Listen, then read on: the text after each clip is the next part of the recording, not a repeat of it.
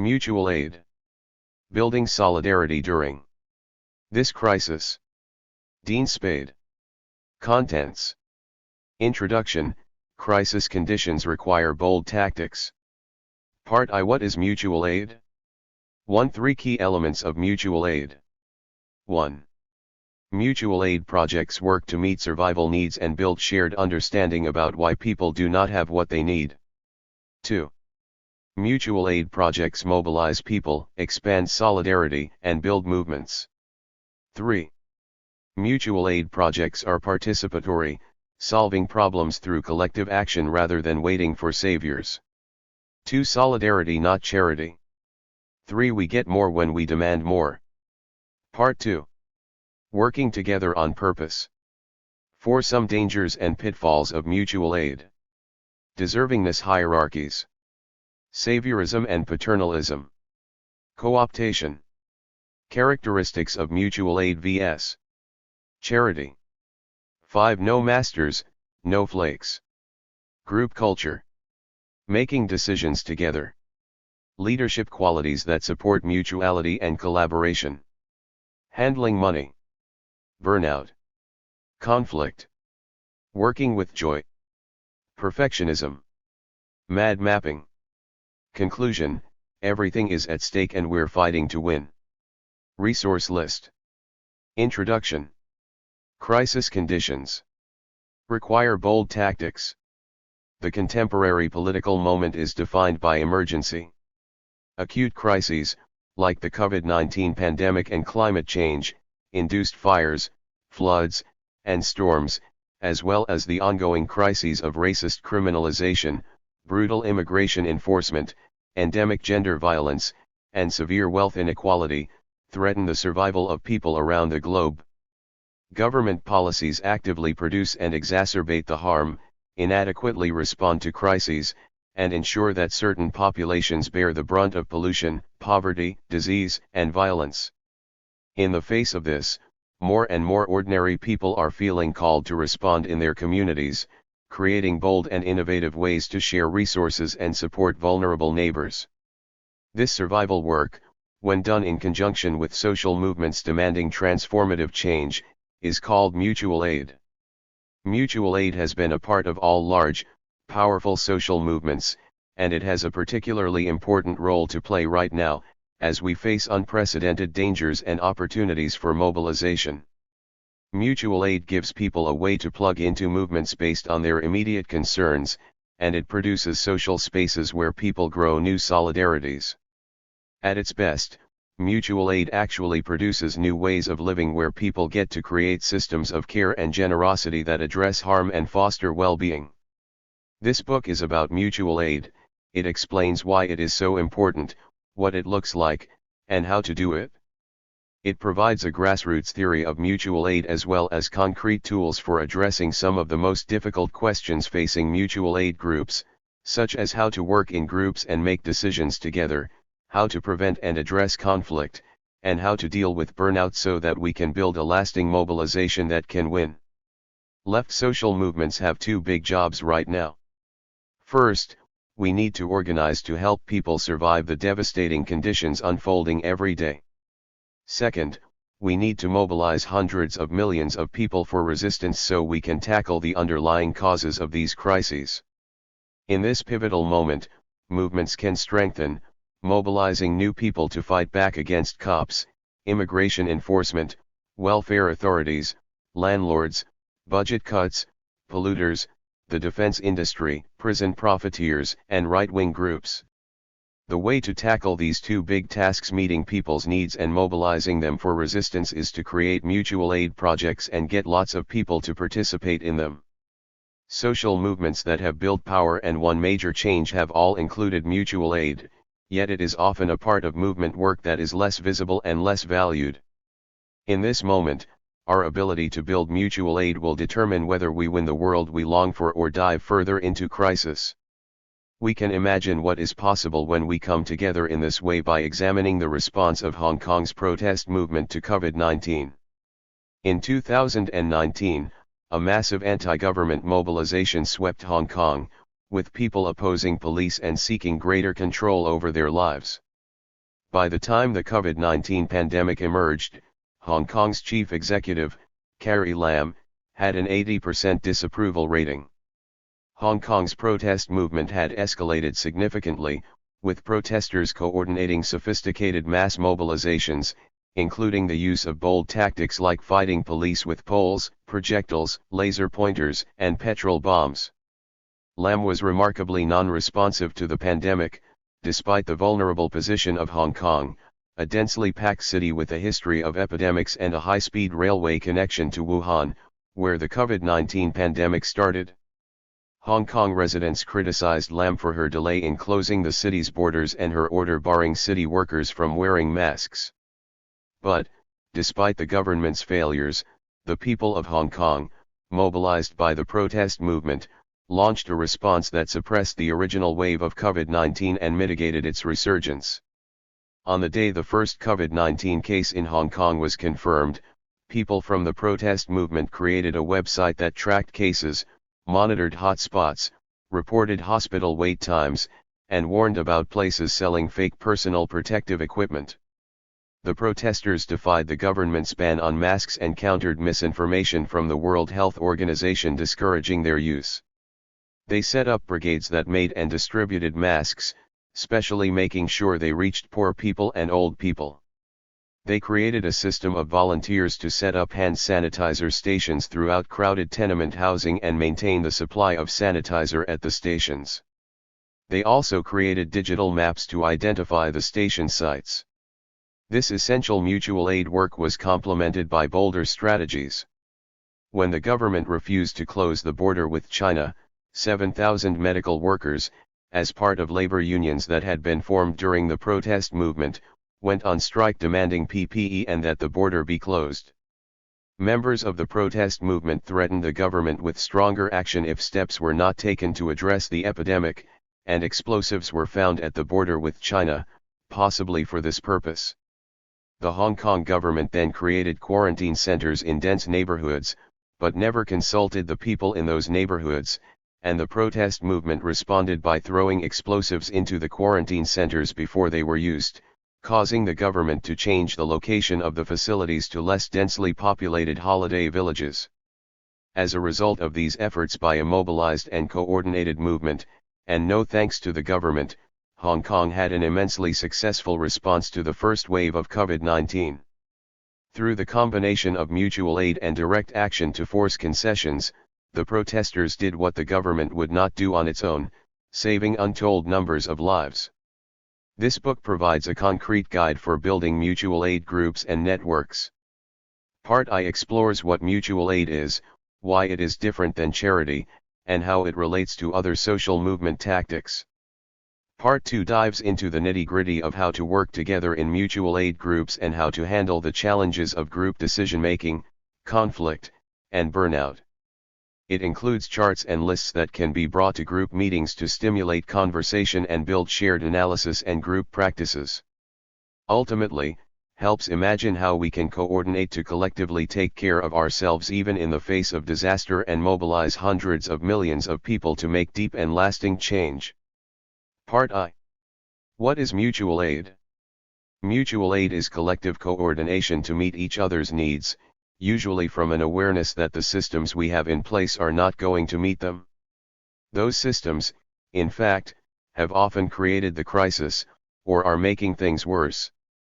We see examples of mutual aid in every single social movement, whether it's people raising money for workers on strike, setting up a ride-sharing system during the Montgomery bus boycott, putting drinking water in the desert for migrants crossing the border, training each other in emergency medicine because ambulance response time in poor neighborhoods is too slow, raising money to pay for abortions for those who can't afford them, or coordinating letter writing to prisoners.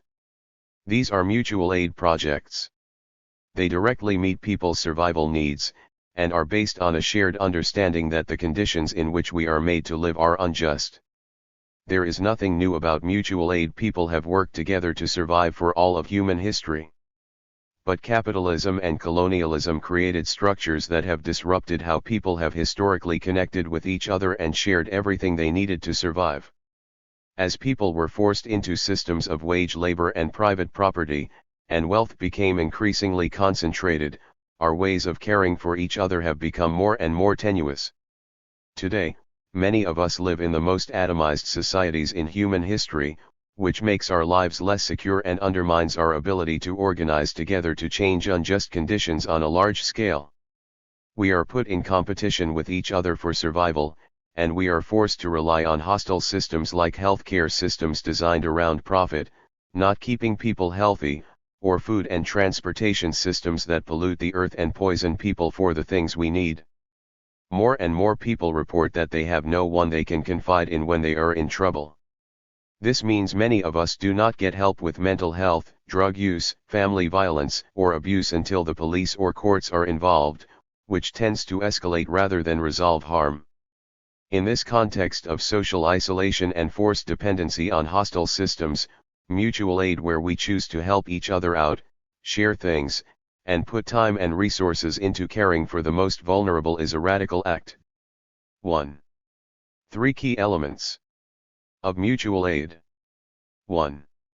Mutual aid projects work to meet survival needs and build shared understanding about why people do not have what they need. Mutual aid projects expose the reality that people do not have what they need and propose that we can address this injustice together. The most famous example in the United States is the Black Panther Party's survival programs, which ran throughout the 1960s and 1970s, including a free breakfast program, free ambulance program, free medical clinics, a service offering rides to elderly people doing errands, and a school aimed at providing a rigorous liberation curriculum to children.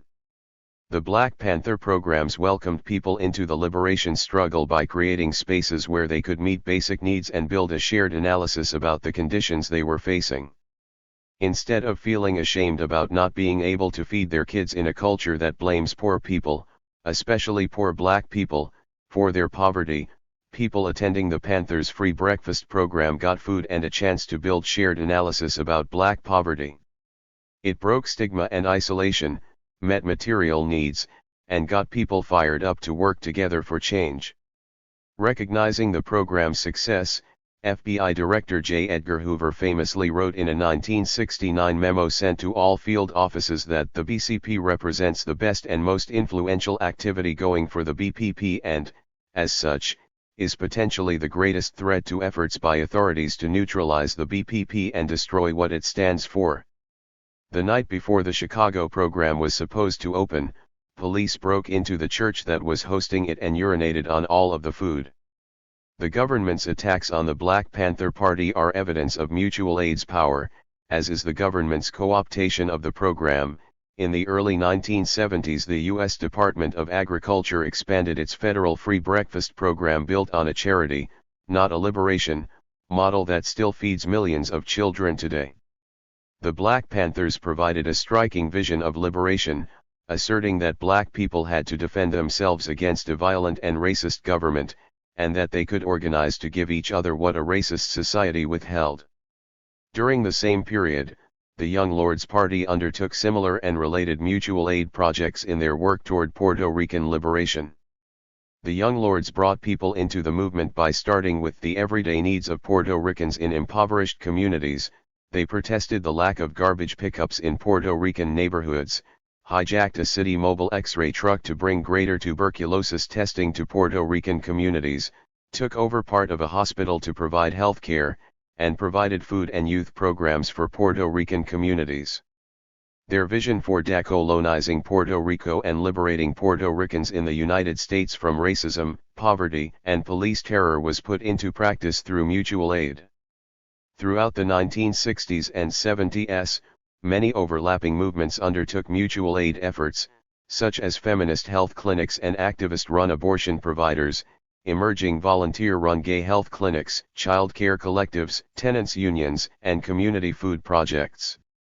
Although this moment is an important reference point for the contemporary left, mutual aid didn't start in the 60s, but is an ongoing feature of movements seeking transformative change.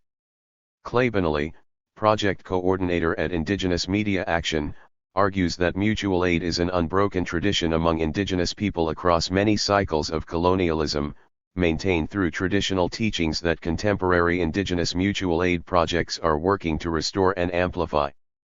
Settlers have long worked to undermine indigenous people's self-sustaining practices by first destroying food systems and then forcing dependency on rations given at forts and missions and, now, by settler nonprofits. Indigenous mutual aid efforts are both a matter of survival and a powerful form of resistance to forced dependence on settler systems. The long tradition of mutual aid societies and other forms of self-help in black communities, which, as early as the 1780s sought to pool resources to provide health and life insurance, care for the sick, aid for burials, support for widows and orphans, and public education efforts, is another important example. These efforts have addressed black exclusion from white infrastructures by creating black alternatives. Long traditions of mutual aid are also visible in working-class communities that have long supported workers on strike so that they could pay rent and buy food while confronting their bosses.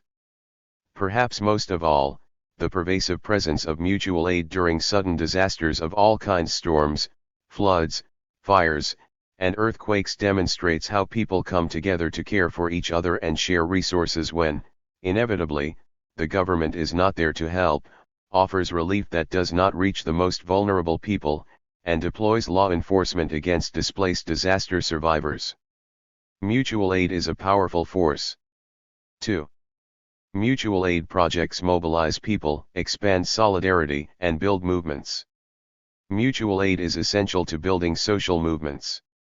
People often come to social movement groups because they need something: eviction defense, child care, social connection, healthcare, or help in a fight with the government about something like welfare benefits, disability services, immigration status, or custody of their children. Being able to get help in a crisis is often a condition for being politically active, because it's very difficult to organize when you are also struggling to survive. Getting support through a mutual aid project that has a political analysis of the conditions that produced your crisis also helps to break stigma, shame, and isolation.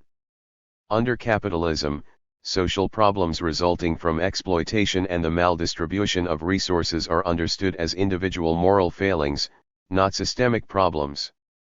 Getting support at a place that sees the systems, not the people suffering in them, as the problem can help people move from shame to anger and defiance. Mutual aid exposes the failures of the current system and shows an alternative.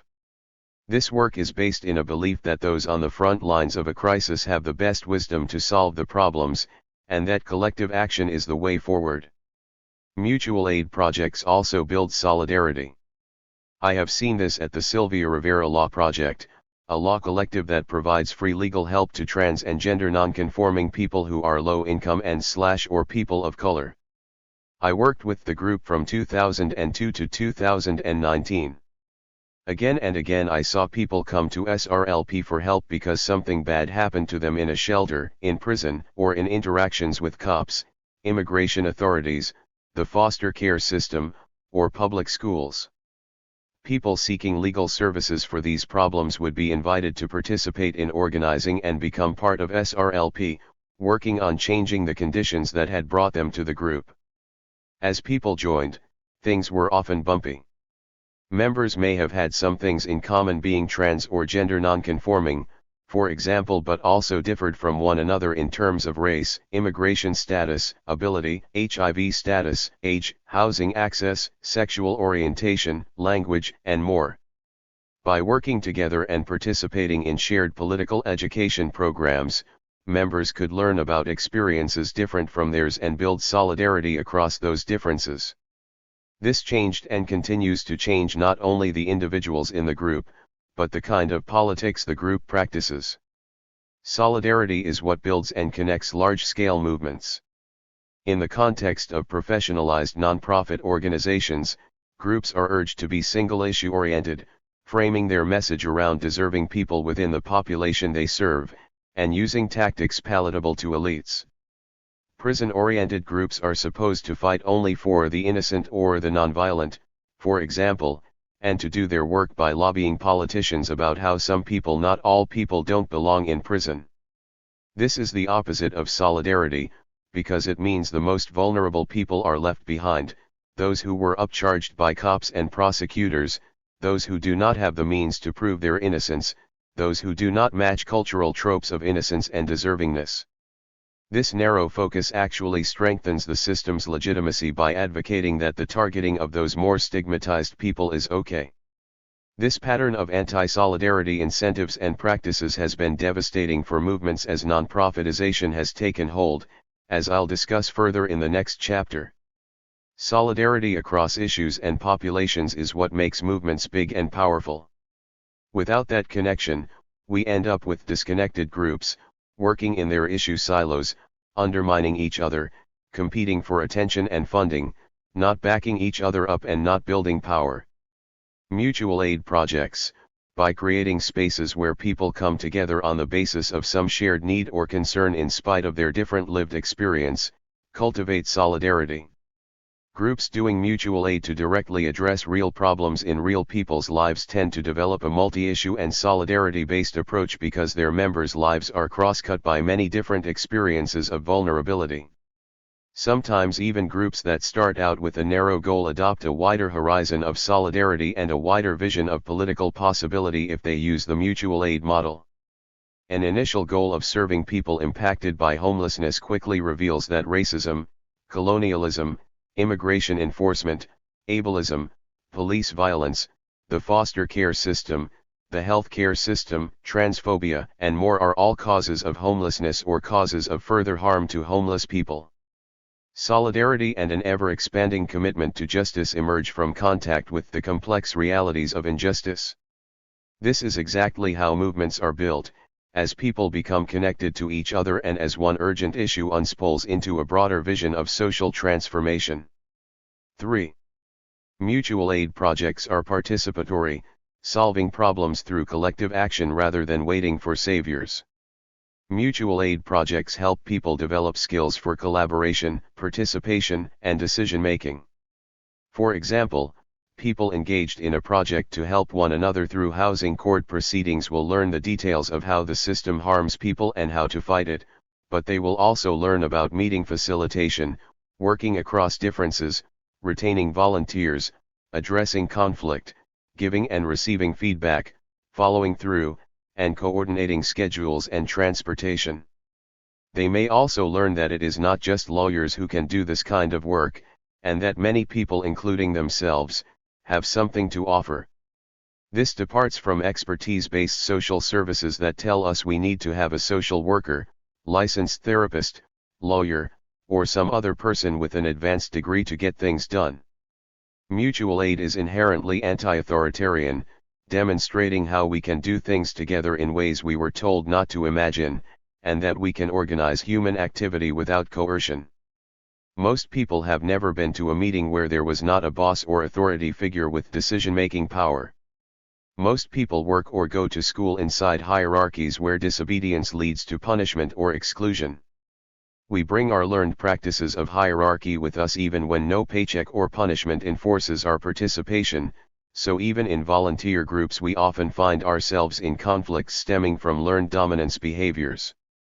But collective spaces, like mutual aid organizing, can give us opportunities to unlearn conditioning and build new skills and capacities. By participating in groups in new ways and practicing new ways of being together, we are both building the world we want and becoming the kind of people who could live in such a world together. For example, in the Occupy encampments that emerged in 2011 to protest economic inequality, people shared ideas about how to resolve conflict without calling the police. Occupy brought out many people who had never participated in political resistance before, introducing them to practices like consensus decision-making, occupying public space, distributing free food, and engaging in free political education workshops. Many who joined Occupy did not yet have a developed critique of policing. Participants committed to police abolition and anti-racism cultivated conversations about why activists should not call the police on each other. This process was inconsistent and imperfect, but it introduced many people to new skills and ideas that they took with them, long after Occupy encampments were dismantled by the police. Mutual aid can also generate boldness and a willingness to defy illegitimate authority. Taking risks with a group for a shared purpose can be a reparative experience when we have been trained to follow rules. Organizers from Mutual Aid Disaster Relief share the following story in their 2018 workshop facilitation guide to illustrate their argument that audacity is our capacity. When a crew of MADR organizers traveled to Puerto Rico, they found out about a government warehouse that was neglecting to distribute huge stockpiles of supplies. They showed their MADR badges to the guards and said, "We are here for the 8 a.m. pickup." When guards replied that their names were not on the list, they just insisted again, "We are here for the 8 a.m. pickup." They were eventually allowed in, told to take whatever they needed. After being let in once, aid workers were able to return repeatedly. They made more badges for local organizers, and this source continued to benefit local communities for months. MADR asserts that by taking bold actions together, we can imagine new ways of interacting with the world. When dominant ways of living have been suspended, people discover that they can break norms and even laws that enable individualism, passivity, and respect for private property. MADR asserts that saving lives, homes, and communities in the event and aftermath of disaster may require taking bold action without waiting for permission from authorities. Disaster survivors themselves are the most important authority on just action. Mutual aid projects providing relief to survivors of storms, floods, earthquakes, and fires, as well as those developed to support people living through the crises caused by poverty, racism, criminalization, gender violence, and other ordinary conditions, produce new systems that can prevent harm and improve preparedness for the coming disasters. When Hurricane Maria devastated Puerto Rico in 2017, it was the existence of food justice efforts that made it possible for many people to eat when the corporate food system, which brings 90% of the island's food from office land sources, was halted by the storm. Similarly, it was local solar panels that allowed people to charge medical devices when the electrical grid went down. By looking at what still works in the face of disaster, we can learn what we want to build to prepare for the next storm or fire. In The Battle for Paradise, Naomi Klein argues that locally controlled microgrids are more desirable for delivering sustainable energy, given the failures of the energy monopolies that currently dominate energy delivery. In the wake of the devastating 2018 California fires, the public learned that the fires were caused by Pacific Gas and Electric Company's mismanagement, and then watched as California's government immediately offered the company a bailout, meanwhile failing to support people displaced by the disaster. Klein describes how large energy companies work to prevent local and sustainable energy efforts, and argues that in energy, as in other areas of survival, we should be working toward locally controlled, participatory, transparent structures to replace our crumbling and harmful infrastructure. Doing so helps us imagine getting rid of the undemocratic infrastructure of our lives, the extractive and unjust energy, food, healthcare, and transportation systems, and replacing it with people's infrastructure. For social movements working to imagine and build a transition from dig, burn, dump economies to sustainable, regenerative ways of living, mutual aid offers a way forward. 2. Solidarity, not charity. Mainstream understanding of how to support people in crisis relies on the frameworks of charity and social services. We should be very clear, mutual aid is not charity. Charity, aid, relief, and social services are terms that usually refer to rich people or the government making decisions about the provision of some kind of support to poor people, that is, rich people or the government deciding who gets the help, what the limits are to that help, and what strings are attached. You can be sure that help like that is not designed to get to the root causes of poverty and violence. It is designed to help improve the image of the elites who are funding it and put a tiny, inadequate band-aid on the massive social wound that their greed creates. The charity model we live with today has origins in Christian European practices of the wealthy giving alms to the poor to buy their own way into heaven. It is based on a moral hierarchy of wealth, the idea that rich people are inherently better and more moral than poor people, which is why they deserve to be on top. Not surprisingly, The charity model promotes the idea that most poverty is a result of laziness or immorality and that only the poor people who can prove their moral worth deserve help. Contemporary charity comes with eligibility requirements such as sobriety, piety, curfews, participation in job training or parenting courses, cooperation with the police, a lawful immigration status, or identifying the paternity of children. In charity programs, social workers, healthcare providers, teachers, clergy, lawyers, and government workers determine which poor people deserve help. Their methods of deciding who is deserving, and even the rules they enforce, usually promote racist and sexist tropes, such as the idea that poor women of color and immigrant women have too many children, or that black families are dysfunctional, or that indigenous children are better off separated from their families and communities, or that people are poor because of drug use. We can see examples in government policy, like the Temporary Assistance to Needy Families programs, which impose family caps in 14 states. These laws restrict poor families from receiving additional benefits when they have a new child. For example, in Massachusetts, a single parent with 2 children receives a measly $578 in TANF benefits each month. But if a second child is born while the family is already receiving TANF, that child is ineligible, and the family receives $100 less per month, for a grant of $478. This policy emerges from the racist, sexist idea that poor women, especially women of color and immigrant women, should be discouraged from having children, and the faulty assumption that their poverty is somehow a result of being overly reproductive. We can also see harmful, moralizing eligibility requirements when people have to prove they are sober or under psychiatric care to qualify for housing programs. Charity programs, both those run by the government and those run by nonprofits, are also set up in ways that make it stigmatizing and miserable to receive help. The humiliation and degradation of doing required work assignments to get benefits too small to live off of, or answering endless personal questions that treat the recipient like a fraud and a crook, are designed to make sure that people will accept any work at any exploitative wage or condition to avoid relying on public benefits. Charity makes rich people and corporations look generous while upholding and legitimizing the systems that concentrate wealth.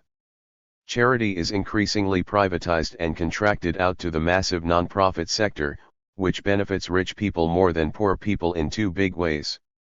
First, elite donors get to run the show. They decide what gets funded and what doesn't. Nonprofits compete to show that they are the best organization to win a grant. To win, nonprofits want to make their work look legitimate to the funder, which means working according to the funder's beliefs about the causes of and solutions for a particular problem rather than challenging those beliefs. For example, the funder may favor nonprofits that make sobriety a condition of receiving a spot in a homeless shelter, because rich people would rather believe that homelessness is caused by poor people's drug use than that it is caused by a capitalist housing market. To win grants, nonprofits also seek to make themselves look successful and impactful, regardless of whether their work is actually getting to the root causes of the problem. For example, social service nonprofits will often claim they have worked with large numbers of people, even though most of those people did not become less vulnerable or get what they needed from their contact with the nonprofit. Similarly, homelessness service groups sometimes claim that they reduced shelter use, but the people who stopped using the shelter are still unhoused and simply not using the shelter for various reasons. In this way, poverty-focused and homelessness-focused nonprofits are essentially encouraged to merely manage poor people, provide limited and conditional access to prison-like shelters and make people take budgeting classes or prove their sobriety. They do not do the more threatening and effective work that grassroots mutual aid groups do for housing justice, like defending encampments against raids, providing immediate no-strings health care and food to poor and unhoused people, fighting real estate developers, slumlords, and gentrification, or fighting for and providing access to actual long-term housing.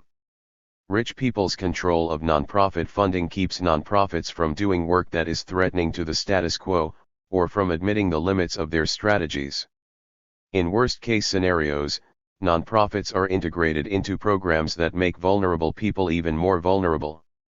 An example of this is the Homeless Management Information System, a federal computerized information management tool that requires homeless services and charities to record the names and information of their clients in order to receive federal aid, putting criminalized and undocumented people at further risk. Second, the nonprofit system creates a tax shelter for rich people. They can put a bunch of their money in a charitable foundation, allowing them to avoid paying taxes on it and instead getting to direct it to their favorite pet projects. Most foundation money goes to things the board members and executive directors value, such as their alma maters, the opera, and museums. Foundations are not even required to give much of their wealth away, they give out only 5% a year and still reap the benefits of a tax haven for their money and the social cachet of being a philanthropist. And that 5% can also be used to pay their friends and family hundreds of thousands of dollars per year to be trustees of their foundation.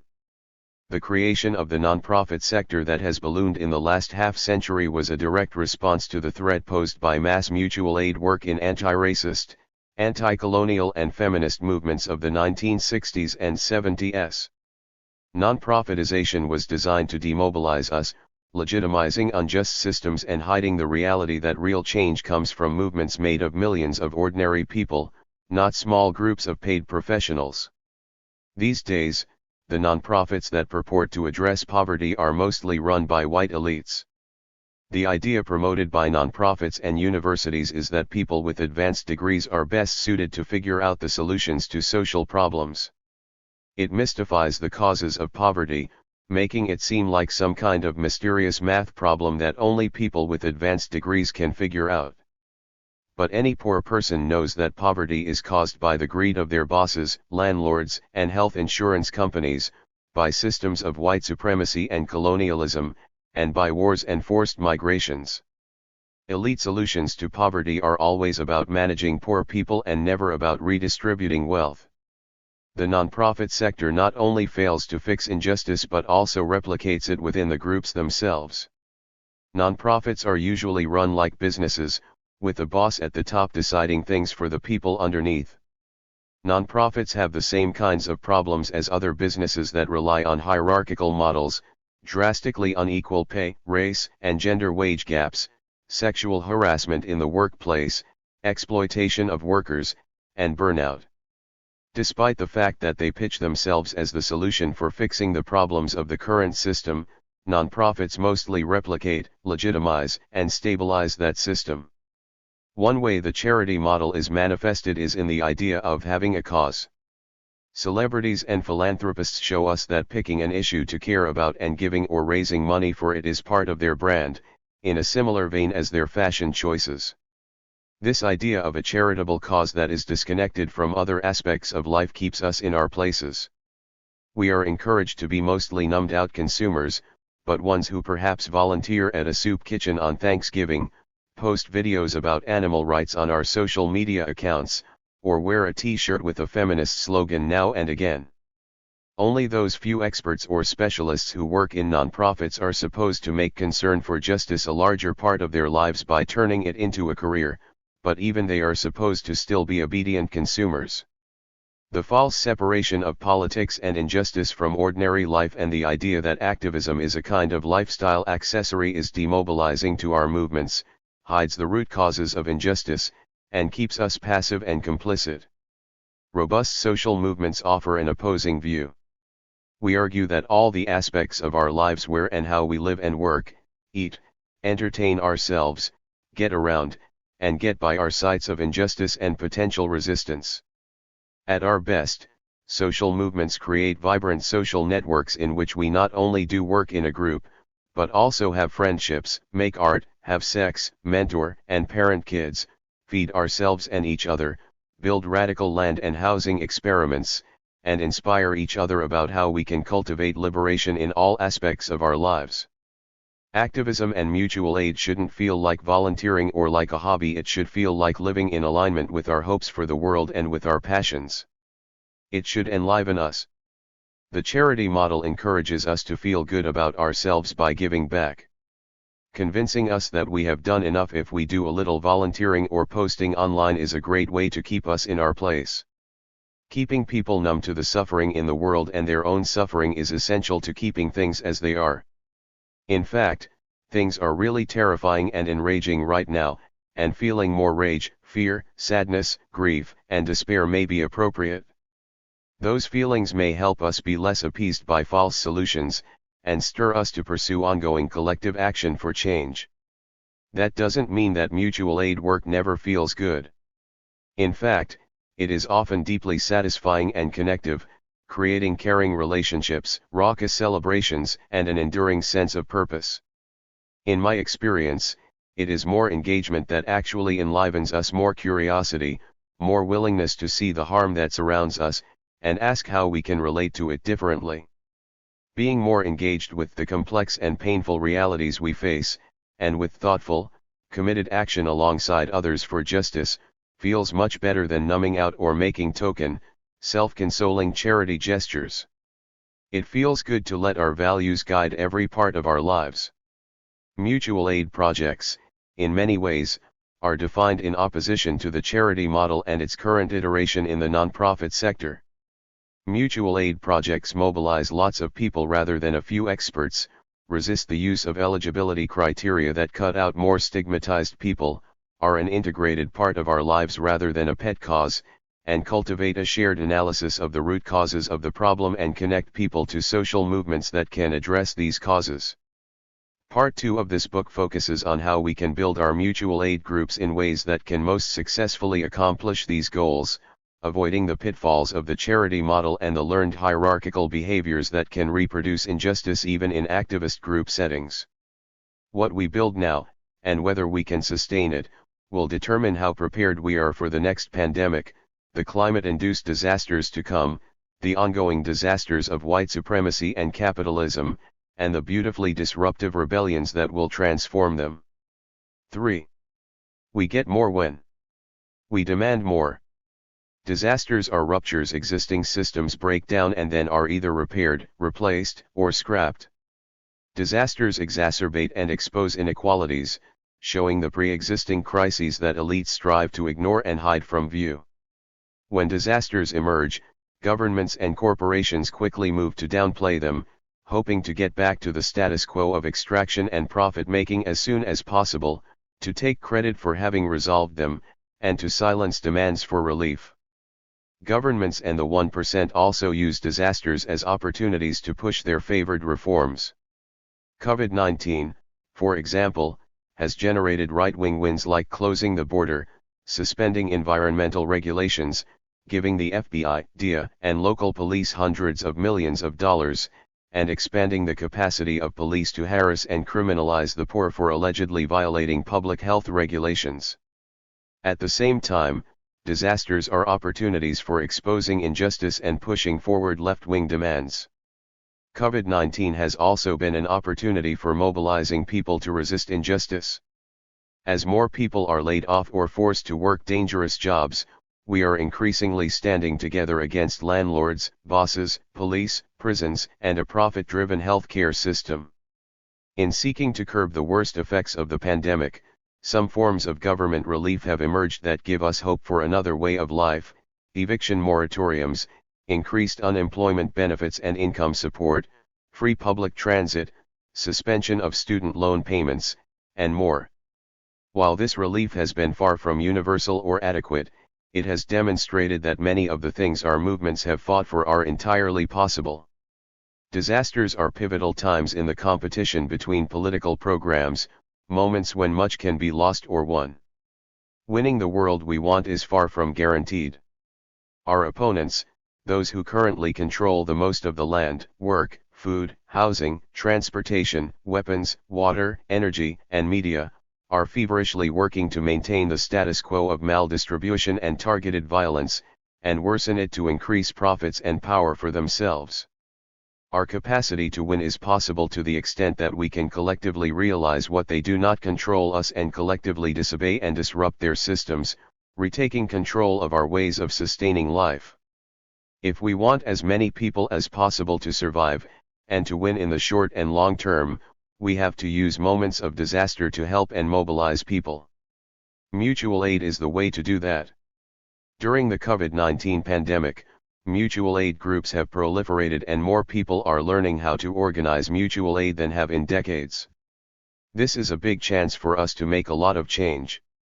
We need mutual aid groups and networks capable of bringing millions of new people into work that deepens their understanding of the root causes of the crises and inequalities they are fired up about, and that builds their capacity for bold collective action.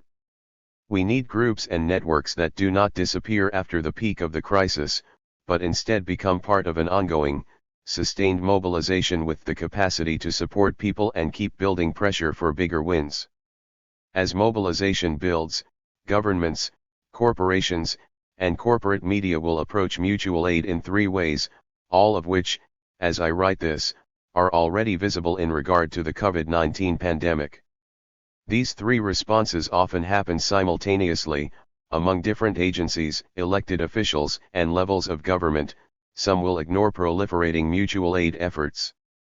Some will try to fold them into a narrative about volunteerism, labeling mutual aid efforts heroic and portraying them as complementary to government efforts and existing systems rather than as oppositional to those systems. And some police and spy agencies will surveil and criminalize mutual aid efforts. This was visible in the response to Hurricane Sandy in 2012. Occupy Sandy, a volunteer-based mutual aid network that emerged from Occupy Wall Street, organized over 60,000 volunteers to provide food, water, medicine, and other necessities to people left without power and in dire conditions by a government utterly unprepared to help them. The Department of Homeland Security extended its spying from Occupy Wall Street to Occupy Sandy at the same time that some New York City government agencies helped Occupy Sandy get supplies to redistribute. Governor Andrew Cuomo and New York City Mayor Michael Bloomberg mostly ignored Occupy Sandy's frontline work as they focused on managing their own reputations. The fundamental goal of all three of these responses is to ensure the legitimacy and stability of the current systems and delegitimize alternative ways of meeting human needs. At best, mutual aid projects get framed as non-threatening temporary adjuncts to existing systems. Elected officials and government agencies sometimes even seek legitimacy by associating themselves with mutual aid projects if those projects are more successful at meeting needs than the government. At worst, mutual aid projects are portrayed as unlawful, dangerous, and criminal. As we saw with the police attacks on the Black Panther Party breakfast programs, or more recent Trump administration raids on the medical camps of No More Deaths, when mutual aid efforts truly build and legitimize coordinated action and autonomy against existing systems, governments typically crack down on them. The criminalization of mutual aid work has been ongoing throughout social movement history precisely because mutual aid directly confronts unjust systems and offers alternatives. Groups doing frontline mutual aid work that is particularly risky today, such as those helping with access to abortion drugs or procedures illegal in the jurisdiction where they are working, providing clean needles and safe consumption spaces to drug users where that is illegal, supporting the well-being of people in the criminalized sex trades, and helping homeless people occupy vacant homes, have useful knowledge and experience for all of us about navigating safety risks. Studying those groups' experiences and methods for evading and/or confronting police, securing electronic communications, and sheltering the most vulnerable people from exposure can benefit all mutual aid groups as we prepare for our work to become threatening to the status quo. In the face of increased mobilization and resistance, as with the rebellion against racist police violence in the summer of 2020, or fearing another destabilizing disaster, governments and the corporations they represent will sometimes grant concessions, many of which look similar to what mutual aid projects provide. In moments of deep social and economic turmoil such as during COVID-19, governments expand income support, usually in the form of welfare benefits, unemployment benefits, or a one-time stimulus check. But government aid can also take the form of legalizing squatted property, providing mobile clinics, offering meals at public schools, creating restorative justice programs, creating resources for people being released from prison, and more. Concessions like these, where the government provides something previously only offered by mutual aid groups, can be celebrated as limited victories by movements. Our organizing was so strong they had to co-opt us. These concessions might also provide vital support to many more people than mutual aid groups can reach, as with the USDA's free breakfast program in schools, which fed more children than the Black Panther Party breakfast program that prompted its expansion. However, it's crucial to remember that these concessions are necessarily limited. First, they can be shrunk or taken back whenever the moment of instability passes.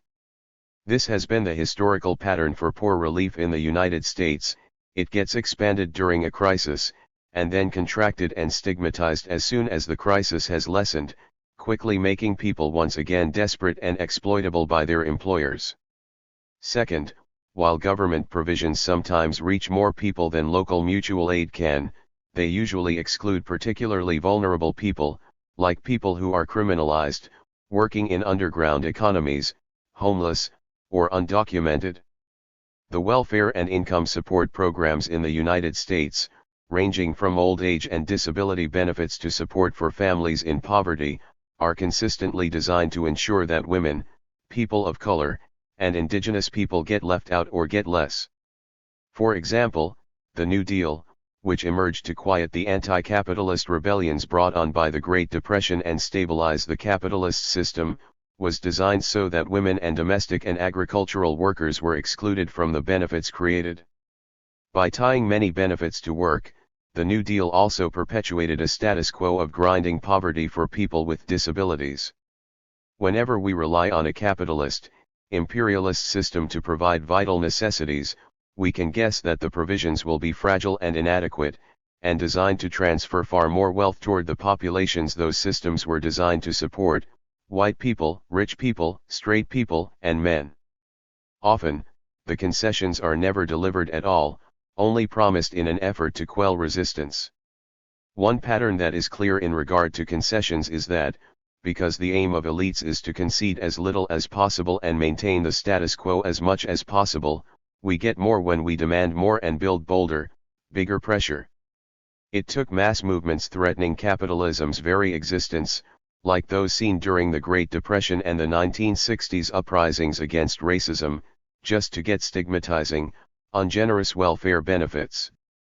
Decades of uprisings against police brutality yielded only surface police reforms, many of which expanded police budgets and numbers. Even unsatisfying concessions, in other words, only come with big, sustained, disruptive mobilizations. Nonprofit leaders and politicians frequently encourage pragmatism and peaceful incremental change, but the most radical imagination of what we want, and the escalation of direct action to get it, is what is truly pragmatic if we seek to win real change. Concessions won in crises of sudden disaster and crises created by powerful social protest will be as strong and lasting as the mobilizations that made them necessary. Elites and their nonprofit gatekeepers encourage us to make small, reasonable, or winnable demands, and they try to redirect our action to official channels that are non-disruptive, with narratives about peaceful protest and coming to the table. They encourage reforms premised on the assumption that the systems we seek to dismantle are fundamentally fair and fixable. We have to refuse to limit our visions to the concessions they want to give. What we want is a radically different world that eliminates the systems that put our lives under their control. If concessions are signs of our impact, at best providing some relief to some people but ultimately stabilizing existing systems, what would winning look like? As we build mutual aid groups, what do we hope for if not that the government, instead of us, will someday provide what we are providing? If our current systems are based on illegitimate authority and use coercion and violence to keep us tied to them, and if those systems primarily pursue the aim of concentrating wealth and decision-making power, what is the alternative?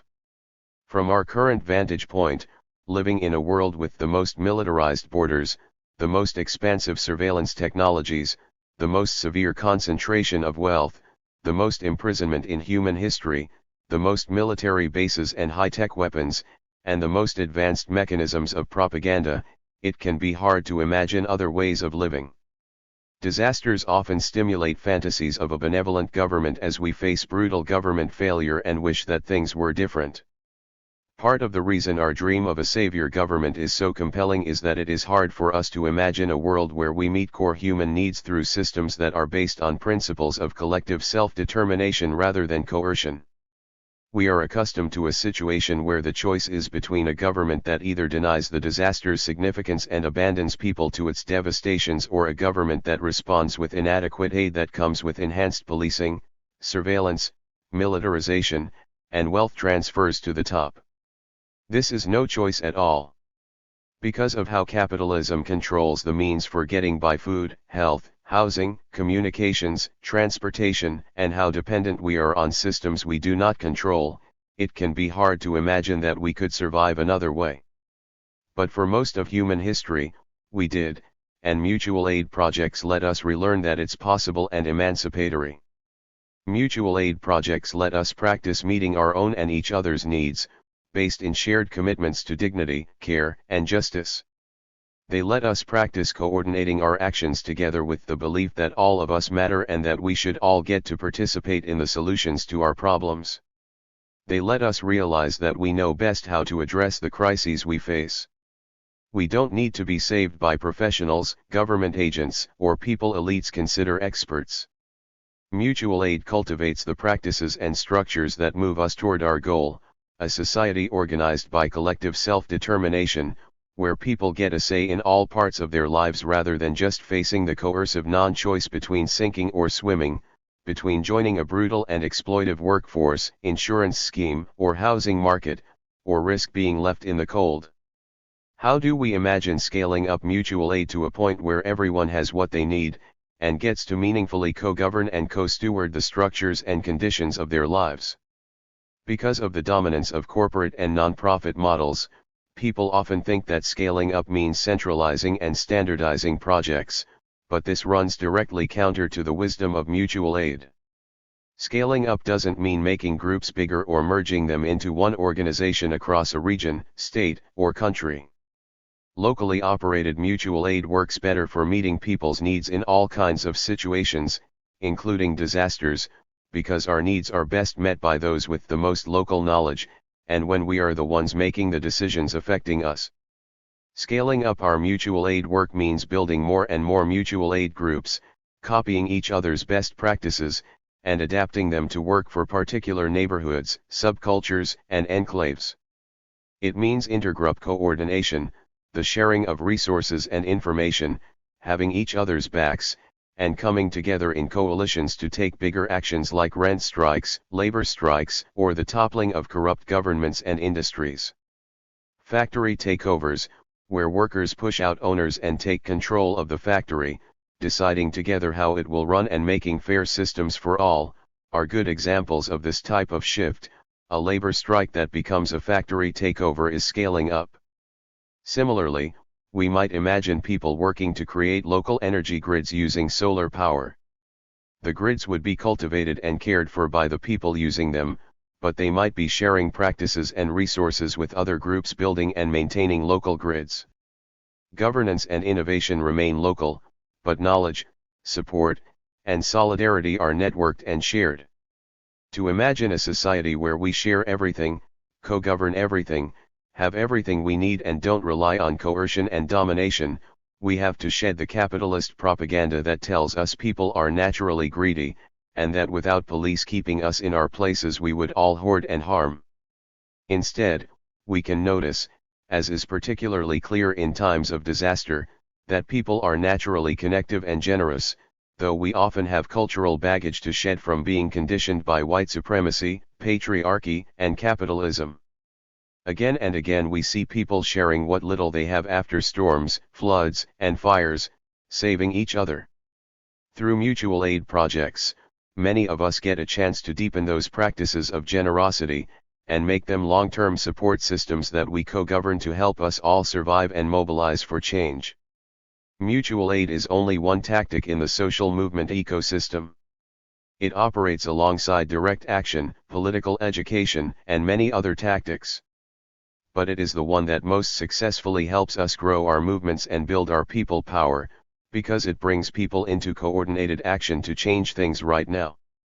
As mutual aid expands in the context of the COVID-19 crisis, in climate change-caused disaster zones, and during economic crises, we have a chance to cultivate millions of new resistance fighters, to teach ourselves to work together in long-term ways, and to develop our ability to practice solidarity-based co-stewardship in all areas of collective life. The climate crisis will continue to bring worsening disasters into our communities in the coming years and decades.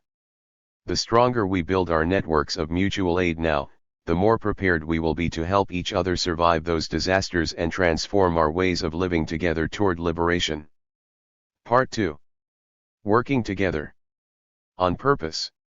Mutual aid work is important for meeting people's survival needs right now, and for mobilizing hundreds of millions of people to join struggles for justice and liberation.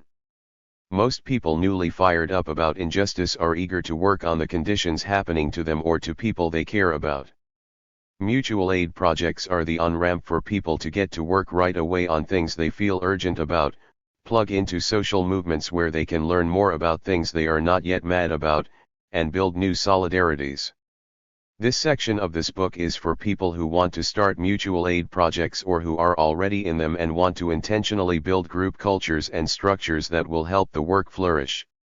Chapter 4 describes some of the larger political pitfalls of mutual aid groups, and Chapter 5 turns to the nitty-gritty, providing tools for addressing common obstacles in mutual aid work.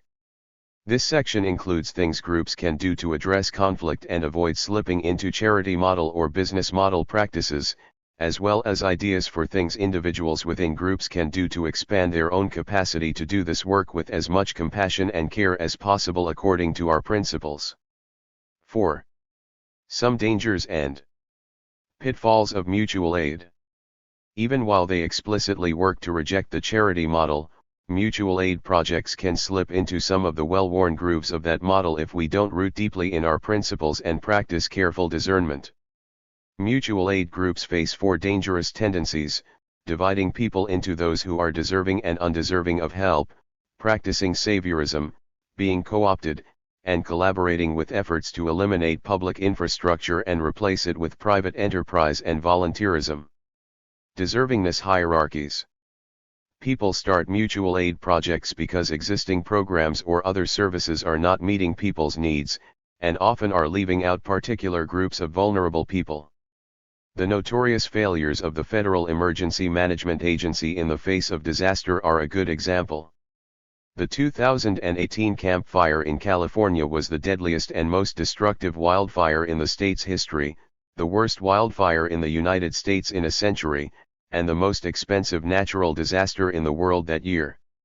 At least 85 people were killed in the fire, over 18,800 structures were destroyed, 52,000 people were evacuated, and the total damage was estimated at $16.5 billion. A tent city of people displaced by the fire emerged in a Walmart parking lot in Chico, California. In the days following the fire, as displaced people with more resources began to leave the tent city because they could afford to find new housing or stay with family or friends, city officials and media portrayed the people that remained as ordinary homeless and itinerant people who were undeserving of help, rather than as sympathetic fire survivors.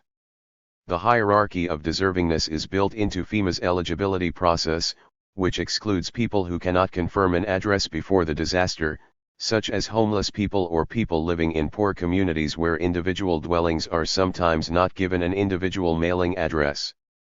The distinction between deserving and undeserving disaster survivors rests on the idea that suddenly displaced renters and homeowners are sympathetic victims, while people who were already displaced by the ordinary disasters of capitalism and are especially vulnerable after an acute disaster like a storm or fire are blameworthy and do not deserve aid.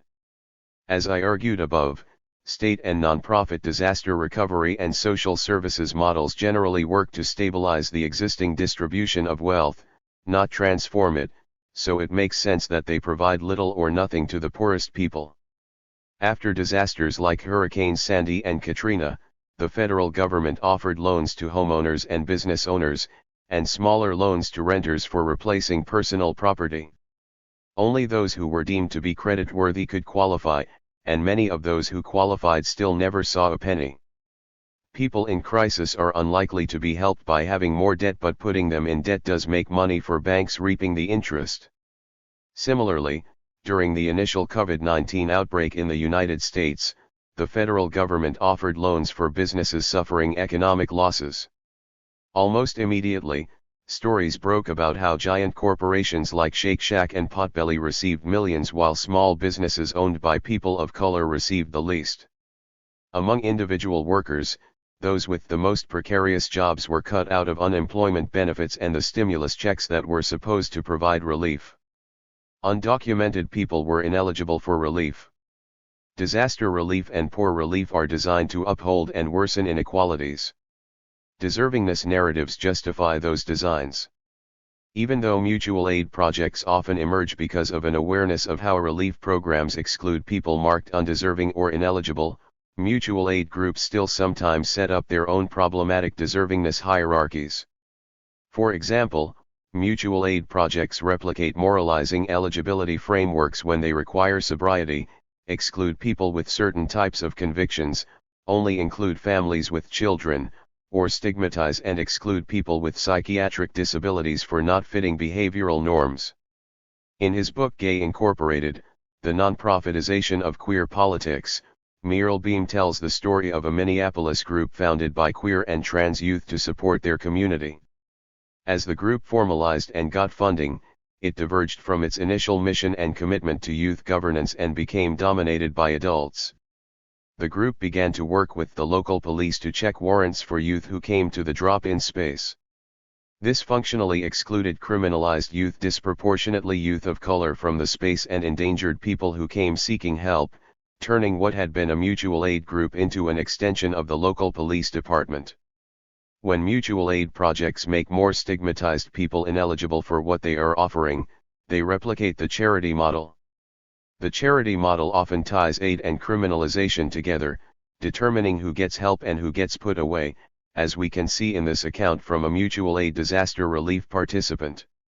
After Hurricane Irma, a local sheriff announced that, if you go to a shelter for Irma and you have a warrant, we'll gladly escort you to the safe and secure shelter called the Polk County Jail, essentially weaponizes aid against the most vulnerable and put numerous lives in danger. There is always a shocking number of guns that show up after a disaster. A dehydrated child without access to electricity or air conditioning in the blazing Florida or Texas or Puerto Rico sun, needs somebody carrying Pedialyte, not an M16. Saviorism and paternalism. Mutual aid projects must also be wary of saviorism, self-congratulation, and paternalism. Populations facing crisis are cast as in need of saving, and their saviors are encouraged to use their presumed superiority to make over these people and places, replacing old, dysfunctional ways of being with smarter, more profitable, and more moral ones.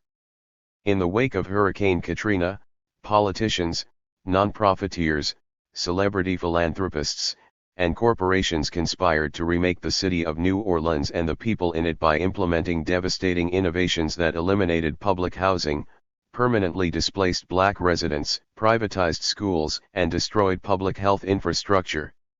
After storms, floods, and fires, there is often this kind of push to rebuild in ways that center the plans and dreams of elites and do real harm to the populations who have lost the most. Paternalism is also visible in programs within welfare and criminal punishment systems that force criminalized people and people seeking welfare benefits to take parenting classes, budgeting classes, and anger management seminars. The idea that those giving aid need to fix people who are in need is based on the notion that people's poverty and marginalization is not a systemic problem but is caused by their own personal shortcomings. This also implies that those who provide aid are superior. Mutual aid projects and their individual participants must actively resist savior narratives. These ideas are so pervasive that even those who have a systemic analysis of vulnerability still sometimes fall into the trap. Most mutual aid projects benefit from an explicit ongoing effort to build shared analysis among participants about the harms of saviorism and the necessity of self-determination for people in crisis. Co-optation. For decades, Politicians have combined attacks on public infrastructure and public services with an endorsement of privatization and volunteerism. As public services are cut, politicians push for already inadequate social safety nets to be replaced by family and church, implying that those who fail to belong to either deserve abandonment. Alongside the destruction of public welfare, public-private partnerships are celebrated and bolstered by the fiction that everything from hospitals to prisons to city governments should be run like a business. The prevailing myth is that business models are more efficient. The truth is that making everything profit-centered, as we've seen with our healthcare system, actually degrades the care that people receive, as businesses seek short-term gains at any expense. A cultural narrative about social justice entrepreneurship has also emerged in recent decades, suggesting that people should not fight for justice but rather invent new ways of managing poor people and social problems. One example of this kind of entrepreneurship that has received media fanfare is Samaritan and other smartphone apps that coordinate digital donations to homeless people in ways that ensure restrictions on how they can use the cash. These apps are more focused on the experience of the giver than on the person in need of aid, and are designed to make the giver more comfortable by knowing their donation can only be used at local partner businesses, or if the homeless person's counselor authorizes it for a specific purpose like rent. This is typical of the kind of innovation that the social justice entrepreneurship model celebrates. It embraces ideas of paternalism central to the charity model, focuses aid on making donors feel good, and has no connection to work that aims to get to the root causes of the problem. In fact, it is being developed by the same tech industry that has gentrified cities and increased housing insecurity. In this atmosphere, mutual aid projects have to work hard to remain oppositional to the status quo and cultivate resistance, rather than becoming complementary to privatization. In the wake of Hurricane Harvey in 2017, corporate media news stories of boat owners volunteering to make rescues followed this script, neither criticizing government failures to rescue people nor interrogating the cause of worsening hurricanes and whom they most endangered. That is, the media stories of individual heroes hid the social and political conditions producing the crisis. Politicians and CEOs, who fantasize about a world where nothing is guaranteed and most people are desperate and easily exploited, love the idea of volunteerism replacing a social safety net. If we don't design mutual aid projects with care, we can fit right into this conservative dream, becoming the people who can barely hold the threads of a survivable world together while the 1% extracts more and more while heroizing individual volunteers. We can see the struggle to resist co-optation in the work of mutual aid projects that support people who have been criminalized. Programs that divert some arrestees from the criminal system to social services or drug treatment, or that provide mediation between people who have done harm and those they have harmed as an alternative to the criminal legal process, can keep people out of jail or prison. However, they can also become non-disruptive adjuncts to carceral control, as they professionalize and become funded and shaped by police and courts.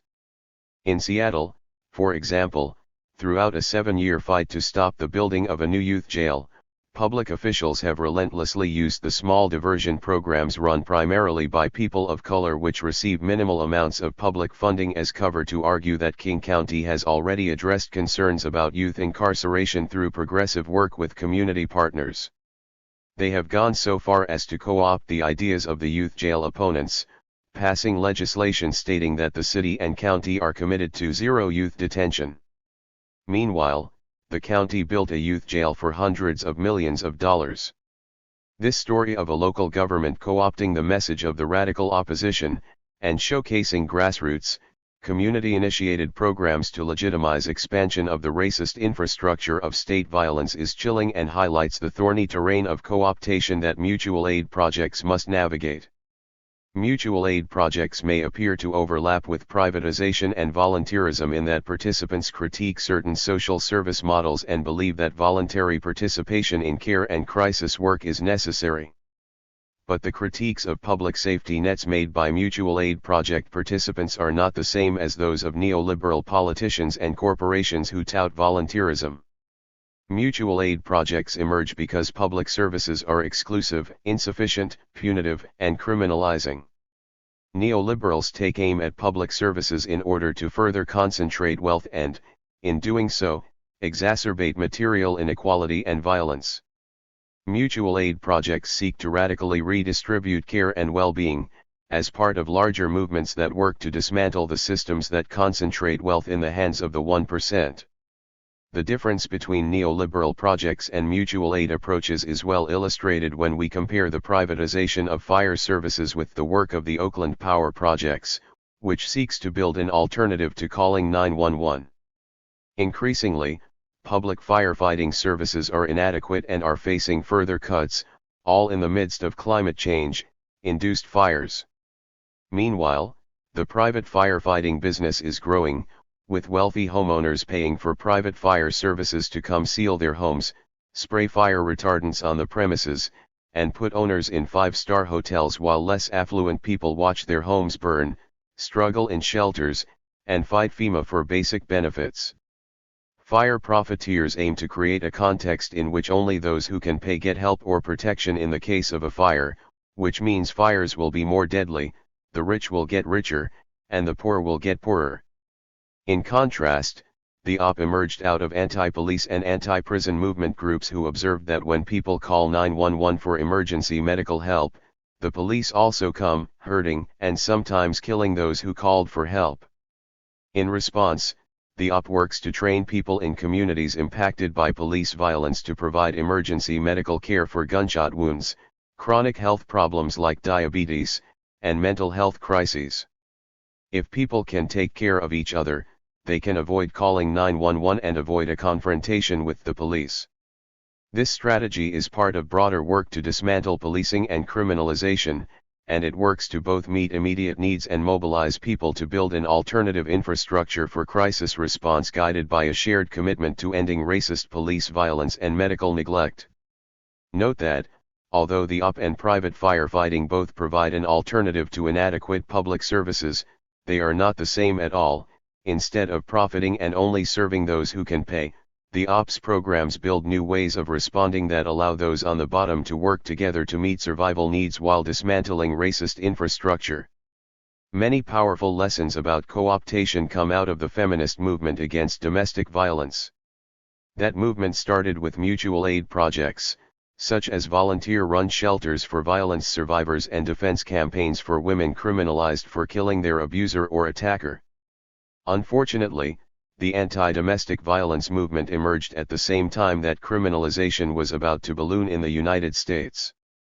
The mass uprisings of the 1960s and 70s brought a huge crisis of legitimacy to policing, with black liberation, anti-racist, feminist, queer, and indigenous movements protesting and exposing police violence.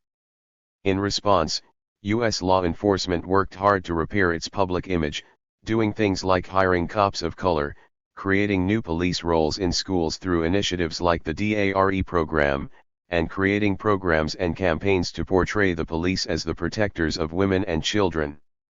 Toward this end, law enforcement sought out alliances with the emerging anti-domestic violence movement, supporting new laws that increased punishment for gender-based violence and providing money for groups willing to cooperate with police.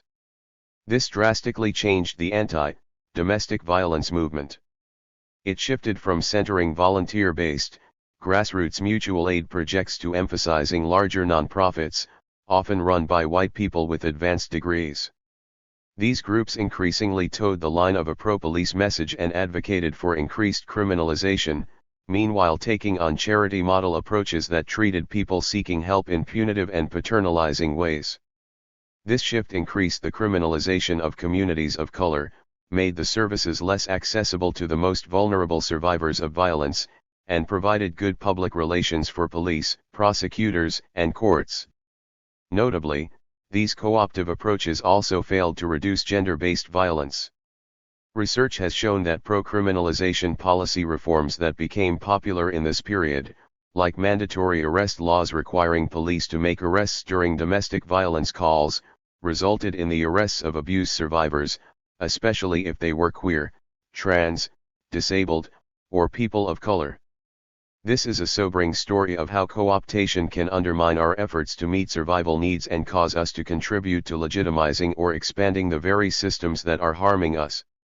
At the same time, these events also produced a vibrant resistance from which we can learn much in developing mutual aid work that resists co-optation. Women of color, working class and immigrant feminists, and feminists with disabilities have powerfully resisted this shift toward criminalization in the movement against gender violence. They have created mutual aid projects to address harm and violence that refuse to collaborate with police. This work is often called community accountability or transformative justice. It includes many innovative strategies developed in mutual aid groups. Drawing on lessons from years of experience, Creative Interventions authored a 600-page guide on how to address sexual violence and family violence through community support and problem solving. Generation 5 and the Bay Area Transformative Justice Collective have designed approaches to addressing child sexual abuse that aim to get to the root causes and stop it, rather than just criminalizing the small percentage of people who get caught. Hundreds of local groups like Philly Stands Up and For Crying Out Loud have developed processes for supporting survivors of violence and confronting harm doers, working with them to figure out what they need to never inflict the harm again. These processes sometimes last several years, with community members providing harm doers with support for their sobriety, mental health, and housing needs, deepening understanding of their behaviors and their beliefs about gender and sexuality, and doing whatever else they need to stop the behavior.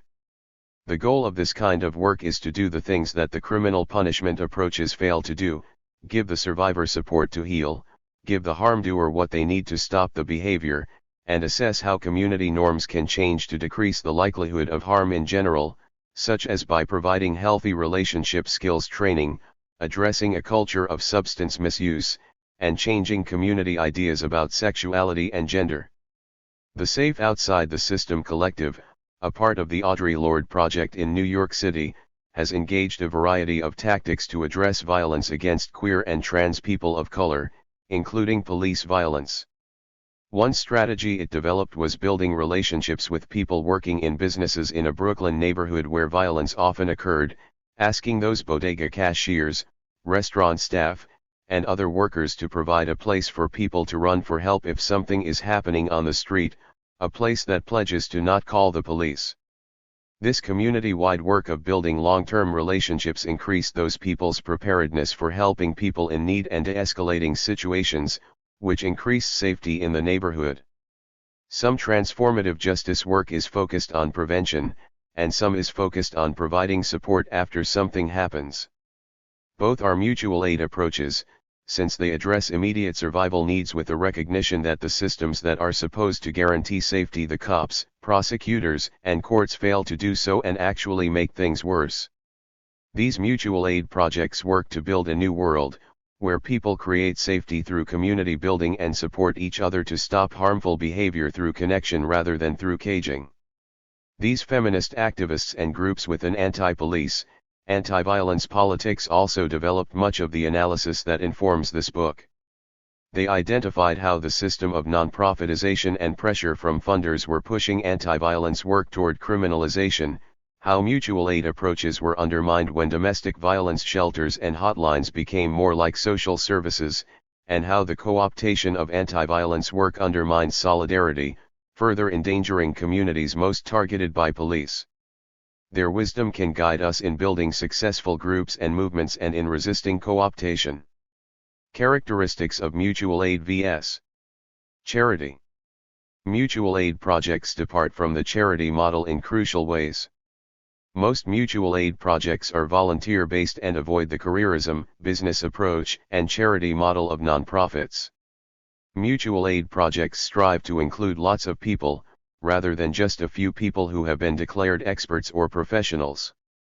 If we want to provide survival support to as many people as possible, and mobilize as many people as possible for root causes change, we need to let a lot of people do the work and make decisions about the work together, rather than bottlenecking the process with hierarchies that let only a few people lead.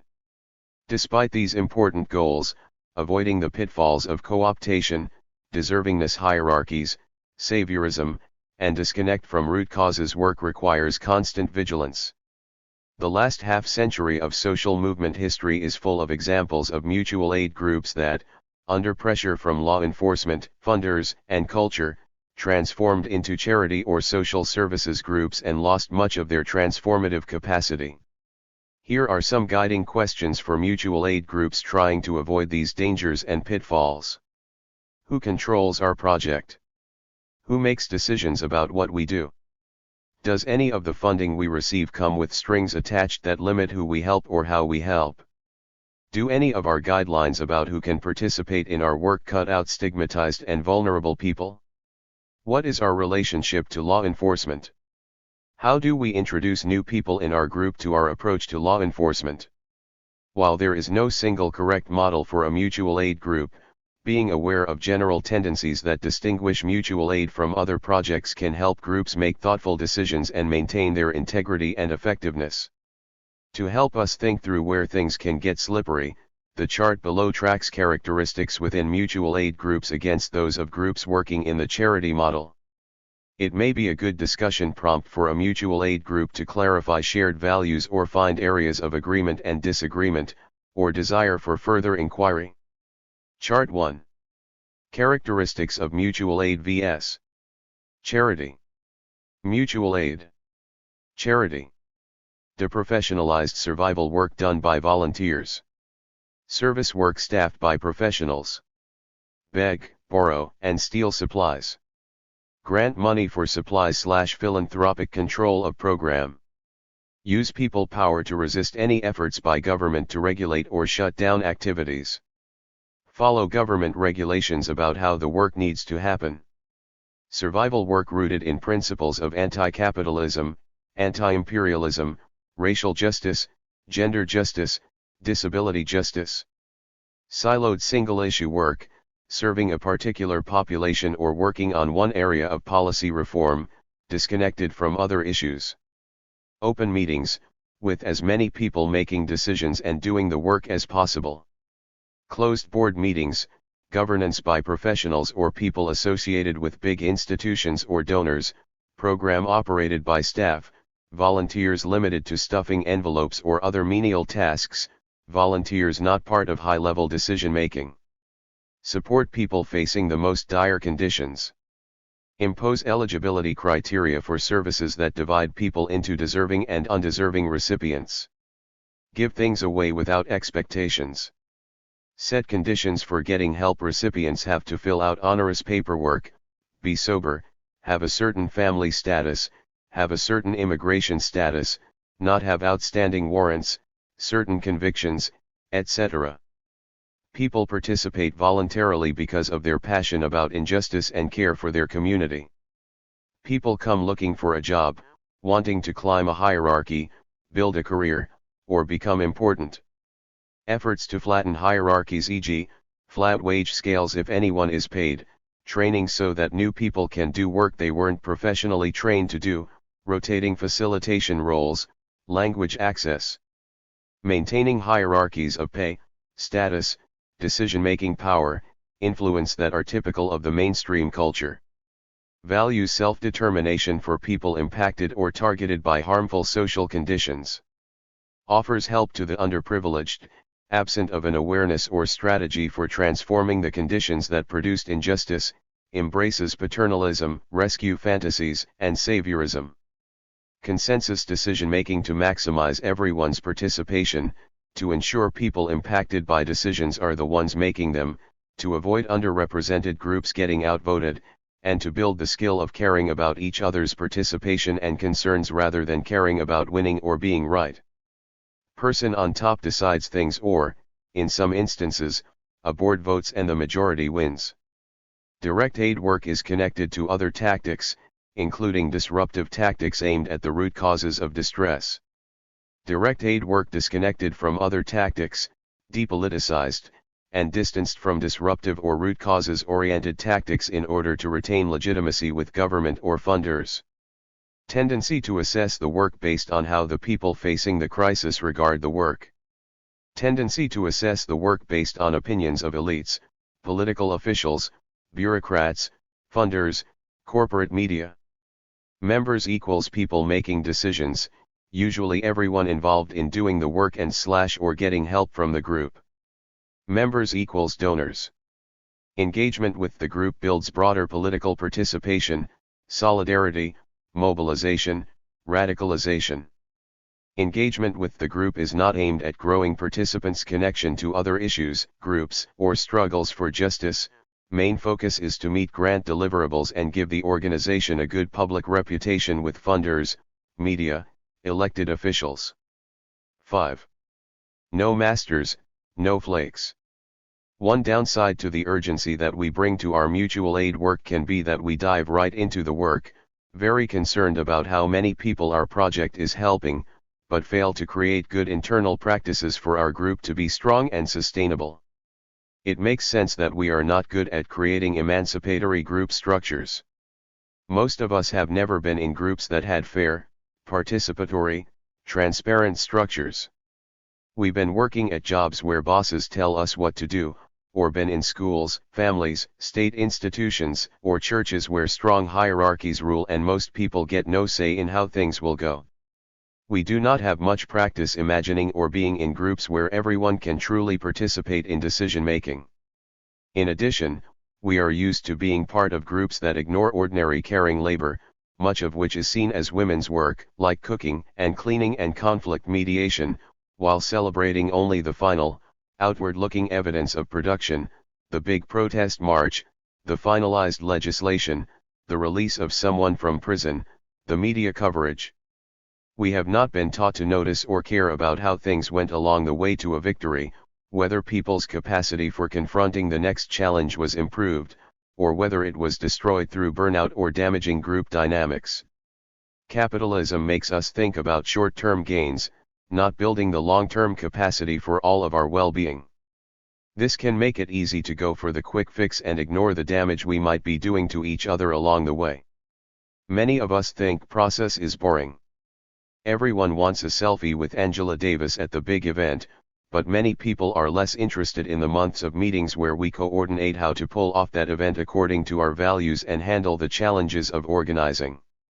But we must build strong structures for our projects if we want this work to be effective at saving lives and mobilizing people. This is essential to any effort to address injustice. Building efficient, participatory, transparent decision-making structures and cultures of care and principled action in our groups takes intentional work, but it is crucial for allowing our groups to flourish and win. If we do it right, it can help prevent the conflicts that tend to tear groups apart, divide participants from each other, and drive people away. Groups are more effective and efficient when participants know how to raise concerns, how to propose ideas, when a decision has been made and by whom, and how to put that decision into practice. People who have gotten to participate in decision-making and feel co-ownership of the project stick around and do the work. People who feel unclear about whether their opinion matters or how to be part of making decisions tend to drift away. Strong structures also help us plug in new people, orient them to the work, train them in skills they need to build, and give them roles they want. Chart 2. Default approaches to organizing groups. Default practices. Dangers of default approach. Alternatives. Hierarchy. Abuse of power, burnout of a few people and no way for others to plug in, unprincipled behavior by people at the top. People at the top can be bought off by attention, career opportunities, or money. Horizontal decision-making structure based on consensus that prevents decision-making from being concentrated in one person or a small group, and that can help tasks and roles get distributed to many people. Vague decision-making process. Individuals make decisions without consulting others, some decisions don't get made in time, conflict over decisions. Clear decision-making processes that everyone is trained in and that include all members. Leadership held by people who have seniority or self-select. New people drift away because they do not feel real co-stewardship of the group. White people, men, and others with social privilege dominate.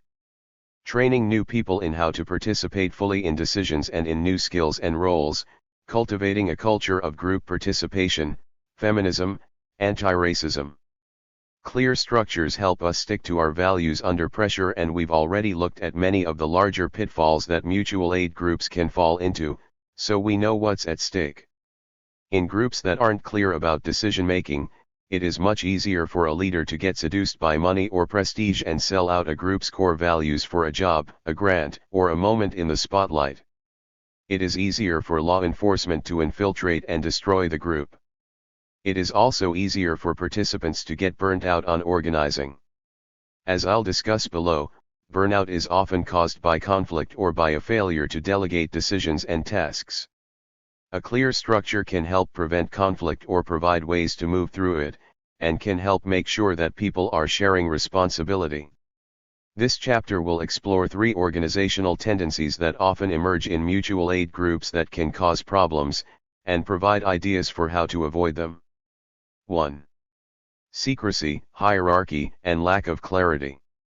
Many groups that fail to create clear decision-making methods and caring, emancipatory cultures end up with participants not knowing what is going on or who is making decisions, having all the decision-making concentrate in one person or clique, and risk the group being torn apart by conflict because of these dynamics. 2. Overpromising and underdelivering, non-responsiveness, and elitism. Many groups bite off more than they can chew, promising to help more people than they can help or making it seem like they have a community need covered when they don't actually have the capacity to address it. This problem seems to be exacerbated when groups receive grants for specific projects, so there is money at stake in falsely claiming to be able to accomplish more than they are able. It also happens when people are not making decisions together and someone makes promises for the whole group without consulting everyone else about whether that work is a priority or a possibility. This tendency can include being non-responsive, especially to community members in need, and sometimes being over-responsive to elites. Many groups, especially when money or ego is involved, answer calls from media or elected officials, but not from the community members they are supposed to serve. 3. Scarcity, urgency, competition. Some groups also develop a culture of scarcity, which makes sense given the real scarcity that exists in many of our lives under capitalism. However, when we do our work from a feeling that there is not enough money, time, or attention to go around, we sometimes get competitive with other groups or with other people within our group, or we feel so much urgency about particular tasks that we don't take the necessary steps to do our task well, and we forget about being kind to each other in our rush to get something done. This can lead to conflict or making mistakes that harm our communities. Chart 3. Tendencies that harm groups. Harmful tendencies. What leadership looks like. What participation looks like. Dangers. What we want instead. Secrecy, hierarchy, lack of clarity. Decisions made by one person or small group, not clear to newcomers how decisions are made, no clear procedures about decisions. Be or follow the charismatic leader. If the leader disappears or sells out, the group does. Confusion about roles and decisions. New people never able to plug in, theft of resources, conflict about decisions, cliques. Transparency, shared participatory decision-making, leaderless and leaderful with everyone co-leading. Overpromising and underdelivering, non-responsiveness, elitism. One or more people making promises about what the group will do without consulting everyone, group not responsive to the community it serves, yet responsive to elites and media. Participants don't get a say in whether the group takes on more work, being overworked and overextended, conflict over workloads and unmet needs. Charismatic leaders can easily sell out for attention or money. Burnout, conflict, loss of alignment with group principles, co-optation by elites. Clear planning processes and shared decisions about workload, accountability to community being served, especially its most vulnerable members. Scarcity, urgency, competition. Competition within the group or between the group and others doing related work for attention or resources, rushed decision-making. Exhaustion, conflict about priorities and overextension, blame between members about who cares most or does the most work. burnout, conflict, damage to relationships inside the group and with other groups doing related work, benefits the opposition to our movement. Cooperation, generosity, planning and pacing the work based on the group's collective wisdom and abilities, staying in it for the long haul. This section will provide tools for addressing these tendencies in our groups and in ourselves, so that we can cultivate transparency, integrity, and generosity in our work and build our capacities to avoid the pitfalls discussed in Chapter 4. We will look at what decision-making and leadership look like when these tendencies prevail, what alternatives to these ways of working look like, and what personal qualities and behaviors we need to cultivate to address these tendencies. Group culture. Groups have cultures. Group culture is built from the signals we give people when they join or attend an event, norms the group follows, how we celebrate together, how we engage in small talk, what our meetings feel like, how we give feedback to each other, and more. Group cultures often reflect the personalities and ingrained behaviors and responses of the founders. If the founder is vague and loose with money, or often late to meetings, the group may be that way, or if the founder loves to sing at the end of meetings, the group may keep that practice going for a long time. But group culture also changes as new people come in and as conditions change. We can make intentional decisions to change group culture by having conversations about a group's tendencies and methods, talking about what is working and what is not, reflecting on how our own behavior can match what we want to see, and influencing each other. There is no one correct or perfect group culture. Groups should be different from each other because the people in them are different and we all bring different qualities, skills, and viewpoints. Ideally, we want a group culture that supports participants in doing the work they came together to do, to be well, and to build generative relationships. In some groups that means people will form sexual and romantic connections with people they meet in the group. In others, that would be inappropriate or harmful, and the group will create a culture that discourages it. In some groups, people will love to sing and dance together, and in some groups people will want to engage in spiritual rituals together. In some groups, the nature of the work makes it essential to maintain certain forms of secrecy and security, to protect members who are taking bold actions. In others, cultivating openness to new members will be essential for bringing lots of people into the work. The chart below is designed to provoke conversation about group culture among people already in a project or those about to start one. For those already in a project, the chart can be used to assess what the group culture is currently like. And even if there has only been one conversation so far about starting a project, the norms that the people in that conversation may be likely to bring to the group's emerging culture will already be noticeable. This chart can be used to talk about strengths and weaknesses participants have experienced before in other groups, including families, jobs, schools, and congregations, and what they want to emulate or avoid reproducing in this current group. Chart 4. Qualities of group cultures. Helpful qualities. Potentially harmful qualities. Reliable, responsible, punctual, follows through. Flaky, late, no follow through. Welcoming to new people. Unwelcoming. Flexible, experimental. Rigid, bureaucratic, formulaic. Collaborative. Isolationist, competitive. Realistic workload, sustainable workflow, real culture of wellness and care. Overworking, perfectionist, martyrdom. Direct feedback and growth. Silence and / or gossip and shit talk. Sticks to values.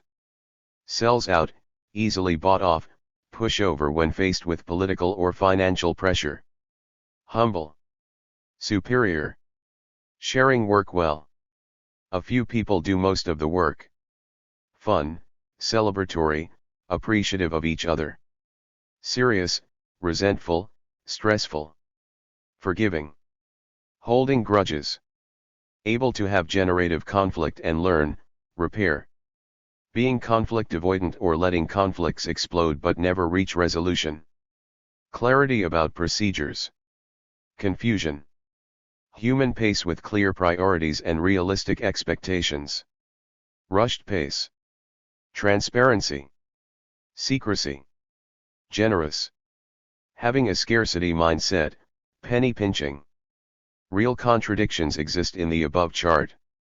We want to be flexible, and we also want to have a culture of responsiveness, reliability, and punctuality. How do we work to cultivate both? Most of us, having received our concept of responsibility from dominant culture, associate it with being forced, lured, or shamed into being good, ignoring our needs, and fearing punishment if we do wrong. How do we hold our values of flexibility, compassion, and justice while building a culture where we show up and do what we said we would? These tensions are real. If we do not talk about them together, we run the risk of falling into automatic behaviors, driving out new people, and falling apart. Creating a group culture intentionally, and having a shared vision about how we want it to be does not mean we all need to be just like each other. We can acknowledge differences in our capacities, talents, desires, and difficulties and still aim to create a culture where we support each other in the work, learn new skills, and are connected and kind to each other. The goal is not that everyone be similar, but that we all complement each other and build some shared practices based in shared values. MADR's slogan is "No masters, no flakes," and it's a great summary of key principles for collective mutual aid work. This dual focus on rejecting hierarchies inside the organization and committing to build accountability according to shared values asks participants to keep showing up and working together not because a boss is making you, but because you want to. Making decisions together. Perhaps the most central group activity that makes everything else possible is making decisions. When we do it well, we make good decisions on the basis of the best information available, we feel heard by each other, and we are all motivated to implement what we decided. When we do it poorly, our decisions are unwise, some people are left resentful or hurt or disconnected from the group, and there is less motivation to proceed together on purpose. Most of us have little experience in groups where everyone gets to make decisions together, because our schools, homes, workplaces, congregations, and other groups are mostly run as hierarchies. Our society runs on coercion. You have to work or go to school and follow rules and laws that you had no say in creating, whether you believe in them or not, or risk exclusion, stigma, starvation, or punishment. We do not get to consent to the conditions we live under. Bosses, corporations, and government officials make decisions that impoverish most people, pollute our planet, concentrate wealth, and start wars.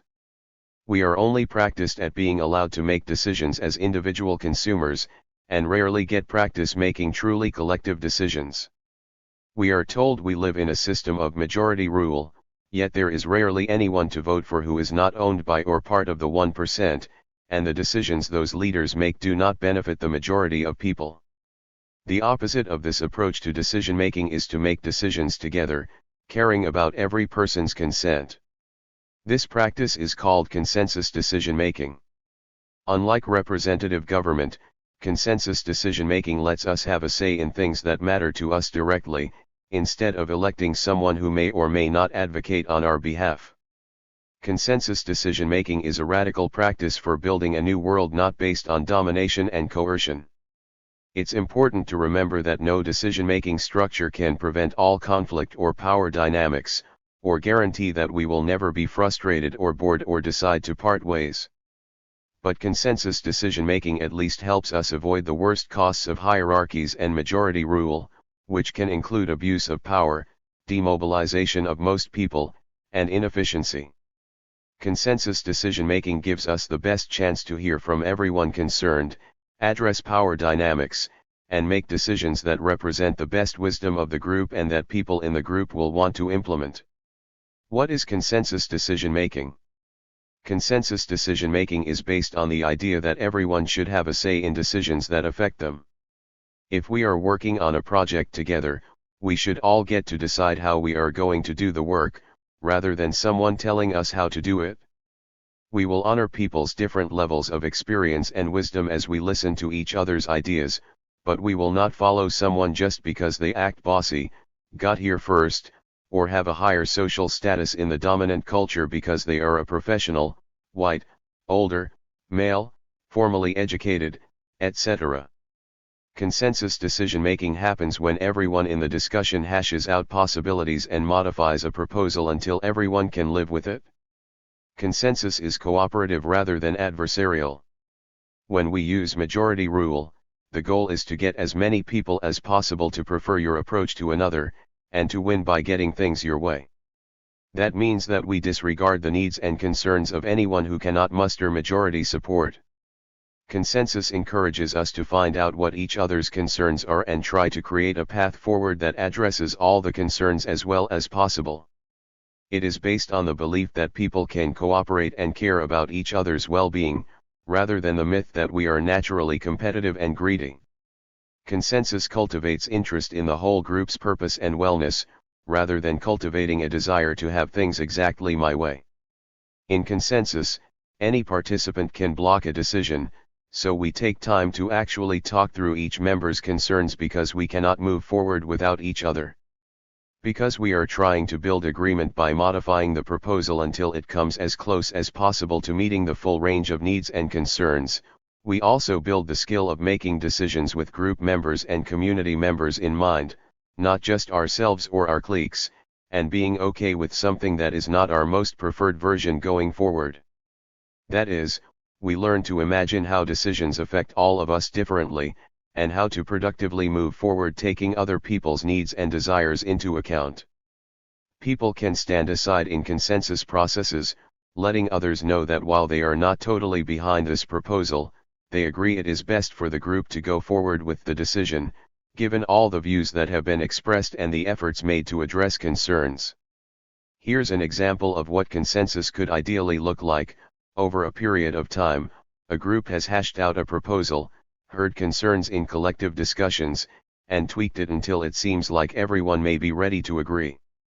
Someone then calls for consensus and checks to see if there are any stand-asides, those who want to signify disagreement but don't want to block the proposal from moving forward, or blocks those with disagreements significant enough that they feel the proposal cannot be passed without modification. If there are blocks, it means the proposal needs more work. The person or people blocking can share their concerns, and the group can either work further on modifying the proposal then and there, or have some people work on it and come up with a way forward before the next meeting. If no one blocks, but many people stand aside, the group may decide to discuss the reasons for the stand-asides for a bit longer and see if they can be resolved by making the proposal better. If someone finds themselves blocking a lot, it may be worth examining whether they are in the right group. Do they believe in the shared purpose, or whether they are withholding their views earlier in the process, or feeling not listened to in the group. In general, blocking should be rare. It is worth noting that this process often unfolds over multiple meetings, with step 1 happening at one meeting and a group of people agreeing to come to the next meeting with a developed proposal to be discussed. Consensus decision-making does not mean that every decision is made by the whole group. Decisions can still be delegated to teams working on implementing part of the group's larger plan. For example, if the group does grocery deliveries, a specific team can work on filling out the delivery schedule and assignments. Sorting out what decisions are delegated to teams and what is a whole group decision will be discussed below.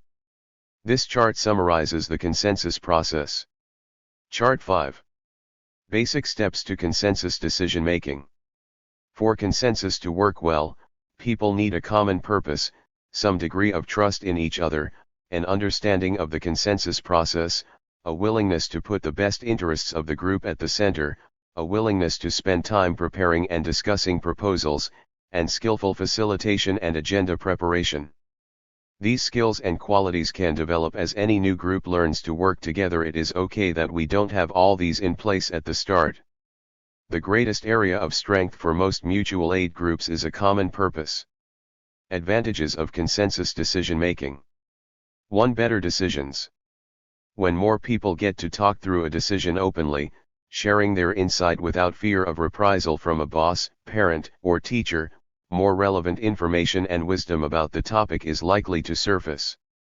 In hierarchical organizations, People are discouraged from sharing their opinion either because no one is listening or because they could experience negative consequences for disagreeing. Because hierarchy is so ingrained in our culture, people on top often fall into dominance behaviors without meaning to, assuming the superiority of their ideas, not taking others' opinions seriously, or unilaterally making decisions and telling others to implement them. If we are trying to build a world where people have collective self-determination, where we get to make justice-centered decisions together about land, work, housing, water, minerals, energy, food, and everything else that matters, we need to practice new skills beyond dominance and submission in decision-making. 2. Better implementation. When other people make decisions for us and we don't get to raise concerns or disagreements, we are less likely to want to implement them. This happens all the time at workplaces. Bosses decide how things will be done, and employees think the method is wrong or that the wrong priorities were chosen, so they drag their feet doing the work, or do it differently, or don't do it at all. In volunteer groups, people who don't get to have a say in decisions are likely to just leave, because, unlike employees, they have no incentive to stay if the work does not align with their principles or feel meaningful to them. When we get to look at a proposal together and tell each other how it might be improved, hashing out our best ideas until we have something that we all like or at least can live with, we are more likely to vigorously do what we all decided, instead of drifting apart or failing to follow through. 3. Bringing more people into the work and keeping them involved. When someone shows up to a mutual aid group for the first time, full of urgency about something they care about, and they do not understand why things are being done the way they are, or do not understand how things are being done, and do not have a way to share their opinions and influence what is happening, they are likely to leave. People come to contribute, but they stay because they feel needed, included, and a part of something. Nonprofits often offer very limited ways for volunteers to participate. You can donate money, or maybe stuff envelopes, phone bank, or hand something out at a parade or event. Volunteers' relationships to those groups are usually thin. They don't have much influence in the group, and while they may get some satisfaction from feeling like they helped, they are not doing the core of the work. Mutual aid groups, on the other hand, give people a way to build a deep relationship to the work and to feel the power of doing important, bold survival work together.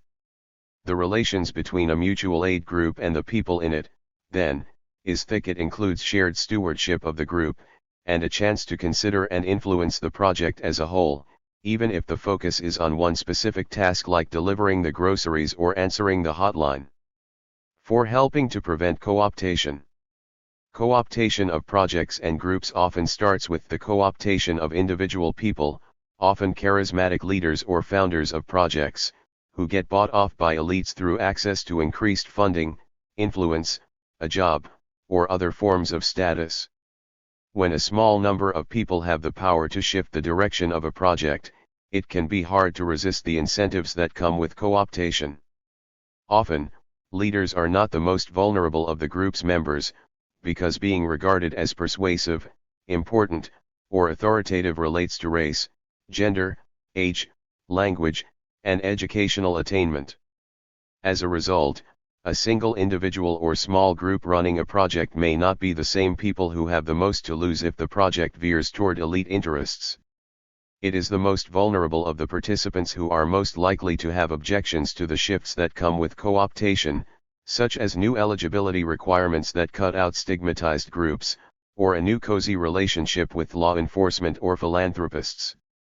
Given these dynamics, some mutual aid groups establish explicit criteria or guidelines designed to make sure certain perspectives that are often otherwise left out or marginalized are heard, such as agreeing that decisions that break down around identity lines will be re-evaluated to assess a proposal's alignment with the group's core principles. Some groups establish quotas about members of decision-making bodies within the group, ensuring that groups particularly likely to be left out are well represented in those bodies. 5. We learn to value and desire other people's participation. In addition to avoiding the problem of having majorities vote down minorities and silence vulnerable groups, Consensus decision-making establishes a culture of desiring others' participation. Decision-making systems focused on competition, on getting my idea to be the one that wins, cultivate disinterest in other people's participation. Consensus decision-making requires participants to bring forward proposals to be discussed and modified until everyone is sufficiently satisfied that no one will block the proposal. This means participants get to practice wanting to hear other people's concerns and other people's creative approaches to resolving them. If the goal of our movements is to mobilize hundreds of millions of people, we need to genuinely want others' participation, even when others bring different ideas or disagree with how we think things should be done. Most people will not stay and commit to intense unpaid work if they get little say in shaping that work. We need ways of practicing wanting one another's participation, not just going along with what charismatic or authoritative people say. In our culture, we get a lot of practice either going along with bossy people or trying to be the boss. It's time to learn something different. Making consensus decision-making efficient and effective. Here are 5 practices that set up efficient, effective consensus decision-making. 1. Creating teams. 2. Creating a decision-making chart. 3. Practicing proposal making. 4. Practicing meeting facilitation. 5. Welcoming new people. 1. Creating teams. When mutual aid projects are just getting off the ground, they often have only a few people in them. With a small number of people, 5 or less, it can be relatively quick and easy to discuss everything together. As things get off the ground and more people join, it can be very useful to create teams working on short or long-term projects that report back to the larger group for input on proposals or to submit proposals for the group to decide on. Teams or pairs can come together to do quick tasks between meetings, or a team can form as a long-term body within the group. For example, an emerging project doing neighborhood grocery delivery for immunocompromised people may break off a small research team to find out about best practices for sanitizing groceries between purchase and delivery and bring back those ideas to the big group meeting. They may also create a standing team that manages the requests for support coming in through the group's social media platforms and online request form, and a team that assigns the deliveries. Groups can form teams as they go, then change them, meld them, or break them into multiple teams as conditions change and experiences inform the group. Having teams and knowing who is on them can help delegate work so that it doesn't fall on only a few people. It can help people who are new to the group know how to plug in and get started doing something useful because it makes the process by which work happens more transparent. It can help work get done between meetings because people can work out details and present proposals based on information they gathered and discussed with their team. It can also help prevent decision-making from getting bottlenecked at the whole group level, if teams are authorized to develop and implement certain parts of the work according to the whole group's plans and principles. The larger and more complex groups get, the more it may also make sense to do more in-depth planning, such as planning out the next 6 months of work and getting the whole group's approval of that plan so that each team can then manage its part of the whole. 2. Creating a decision-making chart. A great way to prevent conflict and gain the efficiency and productivity that task-specific teams can provide is to have a decision-making chart that lets people know which decisions can happen in teams and which are whole group decisions. No decision-making chart can anticipate every single possible decision a group can make, but putting some big ones on there, especially ones more likely to be sensitive or cause conflict, can help groups make decisions according to their principles. Decision-making charts should always be considered to be working documents. As groups try them out, they find out what is working and what isn't, and make changes accordingly. Below is a sample decision-making chart for our example group that delivers groceries to immunocompromised people in the neighborhood. Mine looks like a table, but it could really look like anything, include any categories, or be made in whatever way meets a group's needs. It could be designed as a flow chart, a flower chart, circles, an ecosystem, or whatever makes sense to the group. Chart 6. Sample decision-making chart. Decision. Who initiates? Who needs to be consulted? Who can finalize the decision? Who needs to be informed and how? Adding a new weekday for deliveries. Delivery team. Whole group at monthly meeting. Delivery team. Whole group by email and again at monthly meeting. Responding to media inquiry. Communications team. Communications team can reach out to anyone they need for quotes or an interview. Communications team. Report what the request was and how it was met, and any results, to whole group by email and at monthly meeting. One common problem that groups address in these charts is how to make fast-paced decisions, such as responding to media requests or a coalition request to sign on to a letter or event that needs an immediate response. Having a team or subgroup that is authorized by the group to do a quick turnaround in these situations can help groups stay responsive while being grounded in a clear process. A quick response group that has 2 or 3 people who are well versed in the group's principles can tell if something is easy to respond to quickly, or if it is more complex and needs to go to a larger group for a decision. The quick response group is also responsible for letting the whole group know immediately what quick decision was made so that others in the group are not surprised to find out. For example, the group has offered an endorsement, and so that people can offer input if they disagree with that particular call. It can be beneficial to have the quick response group be a rotating role so that everyone gains experience and no person or team becomes the group's default deciders. Some other items that might go on a decision-making chart. Decisions about applying for or taking money. Decisions about spending money. Decisions about increasing the work in some significant way. Decisions to end some part of the work. Decisions to add new people or join larger groups or coalitions. Decisions to ask people to leave or about the group leaving larger groups or coalitions. Decisions about endorsing something or someone. Decision to create a new paid role, eliminate a paid role, hire someone, or fire someone. These are all decisions that I have repeatedly seen produce conflict in groups, when someone, often a charismatic leader or founder, has made the decision without consulting others and without a clear process.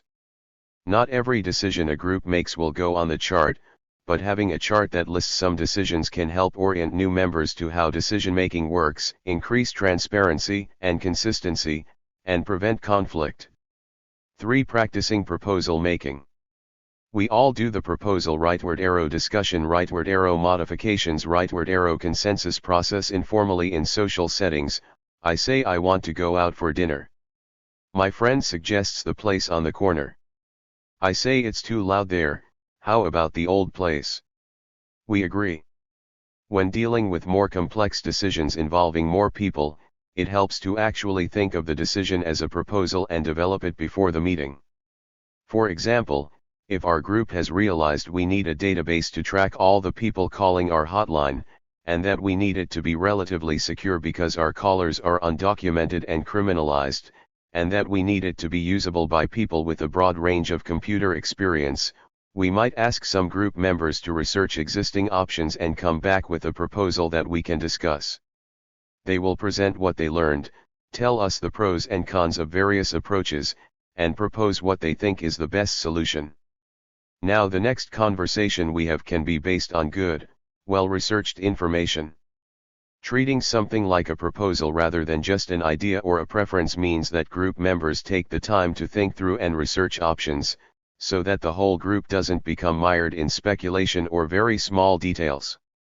For example, if our group wants to plan a fundraiser for someone's transition from prison to life outside, we might have a subgroup or team work on a plan for the party that includes location, date, time, performances, outreach strategy, accessibility, and other details, and bring that back to the next meeting for everyone to discuss and modify. The process would be much slower if as a large group we talked at length about all the details. What happens when we discuss a proposal in our meeting and we do not come to agreement? Usually, if the group thinks we eventually need to figure this thing out, the proposal can go back for further development. It need not go back to the same people. Perhaps someone new wants to take it on and address the outstanding questions because they have access to helpful information, or they have a good sense of the criteria that we are looking to meet, or they have time between meetings to do this next step. Decision-making works better if, rather than anyone seeing it as my proposal, we can see it as the group's proposal. That way we are less likely to become rigidly attached to one outcome. One helpful tool is for a group to have a proposal template. This can especially help new people know how to get their ideas heard if they have never been in a group that used a consensus process. Some groups keep this kind of template in a shared folder so that everyone can access it. A proposal template could be as simple as the following. What problem does this proposal address? What is the solution being proposed? What teams might this proposal involve, and do you want to run it by any of them before bringing it to the whole group? Is there any research that could help flesh out this proposal before people consider it? You might also add a statement of the group's shared purpose to the proposal, since that guides group decisions. Some groups also add questions that the group has decided should always be addressed when moving forward, such as, how will this proposal affect access to our project for people with disabilities, or does this proposal include any financial costs, and if so, what are they? For practicing meeting facilitation. How well or poorly we facilitate meetings will make or break our groups. Skillful facilitation helps us make decisions together, feel heard and included by each other, prevent and resolve conflict, celebrate our accomplishments and wins, grieve our losses, and become people who can be together in new, more liberating relationships. Bad facilitation can make meetings boring, exhausting, oppressive, and damaging to individuals and groups. Most of us have never been to well-facilitated meetings, so we don't know how to create them without help from someone who has more experience in how to do it. In other words, it's worth putting some attention to meeting facilitation in your group, and if no one in your group has that experience, I hope the tools below and other resources available online can help guide all of you as you decide what works best for your group. Some very basic elements of good meeting facilitation worth considering are: start and end on time. Write out an agenda. If possible, circulate it to attendees ahead of time so they can add items they want to discuss. At the beginning of the meeting, ask again if there are missing items. If there are too many items for the time allotted, work with the group to decide what can be discussed next time or by a team in between regular meetings. Assign a note-taker who will take notes that the group can refer back to or share with people who couldn't be at the meeting. Sometimes it is nice to dedicate a space in the notes for a task list where, as we go, we write down which tasks people have agreed to do. This can be a good reference for group members between meetings and be reviewed at the start of the next meeting to see if anything was left unfinished that needs attention. Assign each agenda item a time amount and have a timekeeper watch the time so the group doesn't end up running the meeting too long or not getting to important items. Provide food, beverages, poetry, a game, or music. Also consider opening with a go-round check-in question that is funny or invites people's personalities to shine a little. We don't want to be over-serious. We're here to work but also to know and enjoy each other. To help the meeting be a participatory and supportive space, establish group agreements.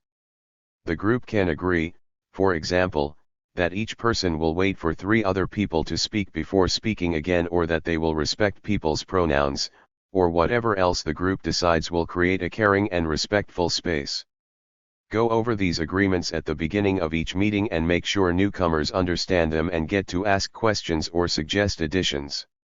When talking about something important, if time allows, consider a go-round so that the group hears from everyone. This is especially important if the same people are usually talking and others are usually quiet. One way to establish some group norms about facilitation is to have an agenda template. This also helps people who are facilitating or making an agenda for the first time. An agenda template may look like the following. Chart 7. Agenda template. Date. Note-taker. Timekeeper. Meeting facilitator. Attendees. Topic. Time. Facilitator or presenter. Intros and check-in go-around. 10 minutes. Agenda review. 3 minutes. Topic A. 20 minutes. Topic B. 15 minutes. Closing go-around. 10 minutes. Ahead of the meeting, facilitators are responsible for thinking through how much time agenda items need, how to refresh the group on any decision-making processes that the group has agreed to so everyone is oriented, and how to create a warm and participatory culture in the meeting. Facilitators often sort out these questions in conversations with others, such as by asking people who proposed things for the agenda how much time they need and how urgent it is that the item be discussed at this meeting, by finding out if new people are expected to come to this meeting, or by asking for help in any aspect of agenda preparation. Group dynamics are improved if facilitation rotates in the group along with other roles like note-taking and timekeeping, so that people can learn new skills and power dynamics don't stagnate and rigidify. When new people are asked to take on these roles, they should be given support and guidance so they can have a satisfying experience of serving the group in this way. Some groups find it beneficial to have all meetings co-facilitated by 2 people. People show up in groups to do important work, but we show up as our whole selves, not work robots. We are social beings who evolved in groups, and we have deep, ingrained desires for safety, dignity, and a sense of belonging when we are with others. Good facilitation lets us satisfy these desires, even in the presence of conflict and difference. 5. Welcoming new people. If we are going to win the big changes that we want and need so that people can live with dignity and we can sustain human life on our planet, we need to organize hundreds of millions of people who are not yet politically active to take bold collective action together. We will never have as much money and weapons as our opponents. All we have is people power. We need to support people who have not been part of social movement work to join social movements. They need to feel like they can become part of a response to conditions that they find intolerable. Mutual aid is the best on-ramp for getting people involved in transformative action because they get to address things harming them and their communities right away. To harness new people's energy and capacity for collective action, our groups need to be ready to welcome them and, to paraphrase Tony Cade Bambara, make resistance irresistible. We want them to join groups, have satisfying experiences of taking action, build new skills, develop their own political understanding of injustice, and stay in the resistance movement for the rest of their lives. Movements grow because new people join groups and feel co-ownership and co-stewardship of the work, and then recruit other people and orient them so they get deep into, and on and on. Some things that help make groups and meetings accessible and interesting to new people include giving new people a chance to share why they care about the issues and came to the group. Many people are seeking to break their own isolation and find a space where they can be heard and be part of a shared understanding of the root causes of injustice. Making meeting discussions as accessible as possible to new people by providing a background of the problems the group is addressing and the group's activities so far, avoiding jargon, acronyms, and overly technical theoretical language. Giving new people a chance to share their ideas, even if the group has thought about those ideas before. Making the group's facilitation process transparent to new people so they don't feel lost about what is going on or being discussed. Making sure someone follows up with each new person after their first meeting to find out if they have questions, how they want to plug into the work, and if there is anything that would make the group more welcoming to them. Making careful decisions about agenda items and activities at meetings focused on orienting new people, since some detailed group discussions that need to happen about ongoing work might not be the most accessible to newbies. Helping new people plug into a clear role or task as soon as possible so they feel a part of things. One harsh reality in our currently underdeveloped, underpeopled, under-resourced movements is that sometimes we are tired from doing all the work, and sometimes we have feelings of resentment that more people aren't engaged. When we greet new people with exhaustion and resentment, we rarely succeed in making participation in our group irresistible. Making our meetings welcoming, fun, warm, and energizing, making space for people to feel their rage and grief about the issues we are organizing around, and cultivating care and connection with one another strengthen the group and make the work more sustainable, in addition to supporting the well-being of all the participants. Leadership qualities that support mutuality and collaboration. One thing we need to do to create strong, sustainable mutual aid projects is shed the baggage of what we are told leadership is in a racist, colonial, patriarchal society. That model is usually about individuality, competition, and domination. We often think of leaders as people in the spotlight, holding the mic. To win big, we need to build leaderless and leaderful groups. This means we want lots and lots of people involved, all of whom are building skills that help them do the work and bring new people into the work. We want transparency in our groups, so that our opposition can't mess up our work by just neutralizing or co-opting one person. We want everyone to have the strength and skills to lead. The chart on the following pages can be a tool for individuals and groups to reflect on what we've been taught about leadership and how to redefine it for ourselves. Chart 8. Leadership qualities. Domineering leadership. Cooperative leadership. Success defined by dominating others or being the decider. Supports the growth of decision-making processes that include everyone affected by the decision. My way or the highway attitude. Wants to find out how others are doing, what they need or believe, what they want. Self-promoting.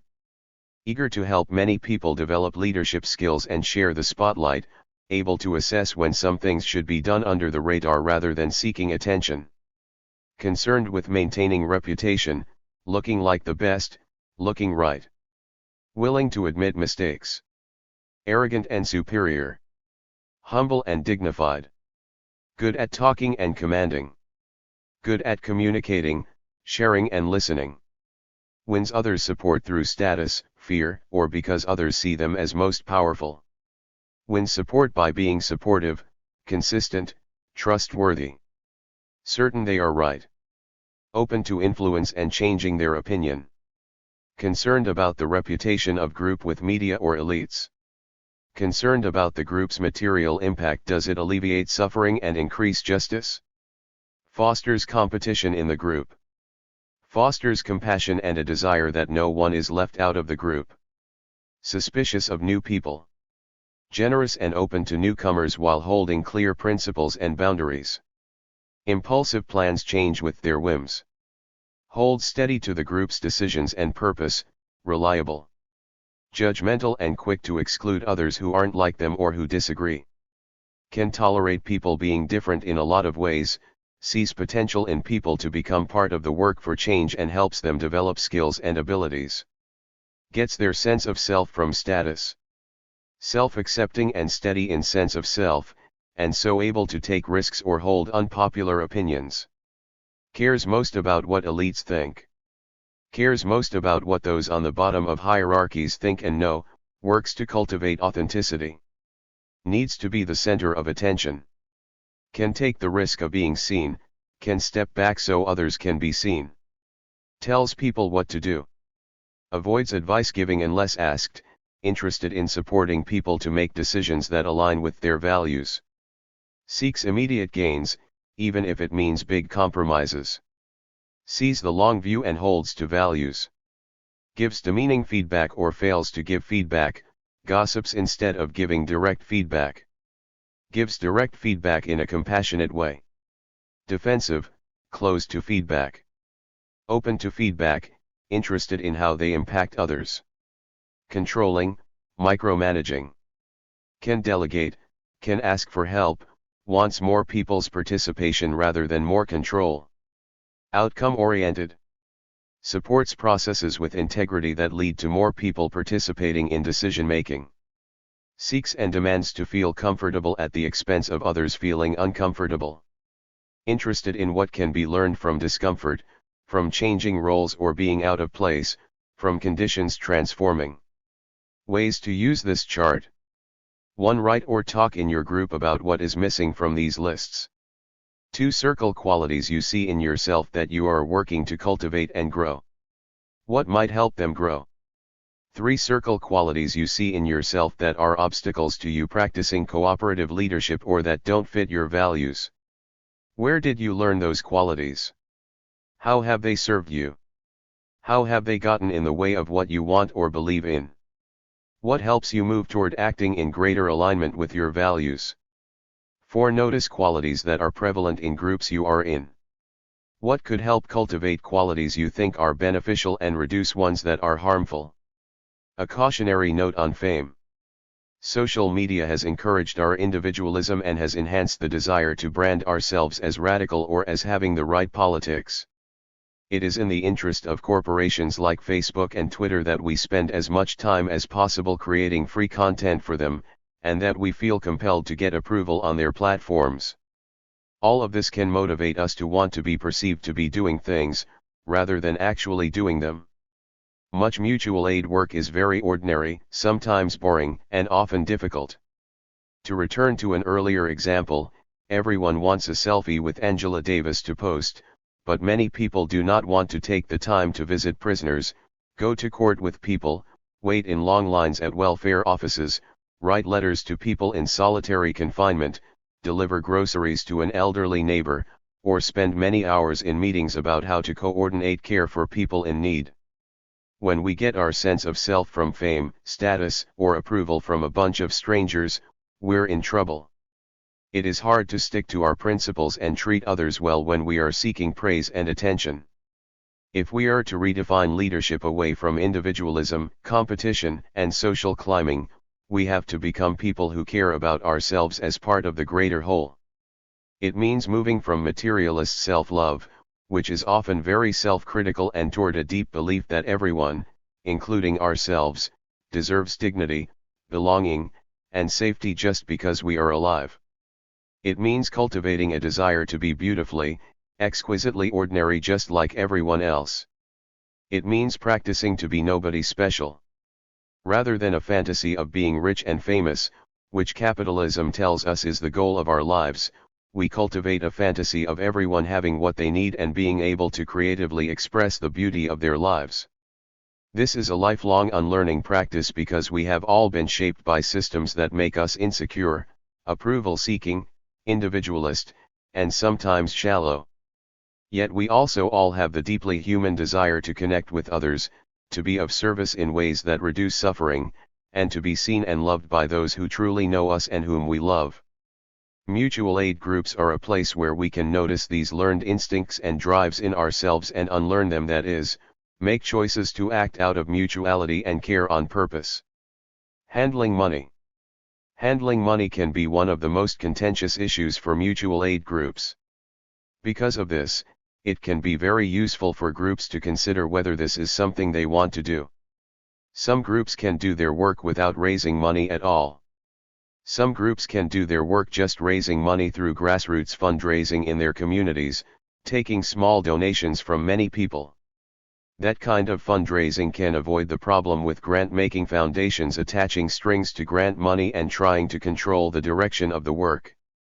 Grassroots fundraising can help build a sense that the community controls the organizations rather than an elite funder, and doing grassroots fundraising can be a way of spreading the ideas of the group and raising awareness about the problems the group works on.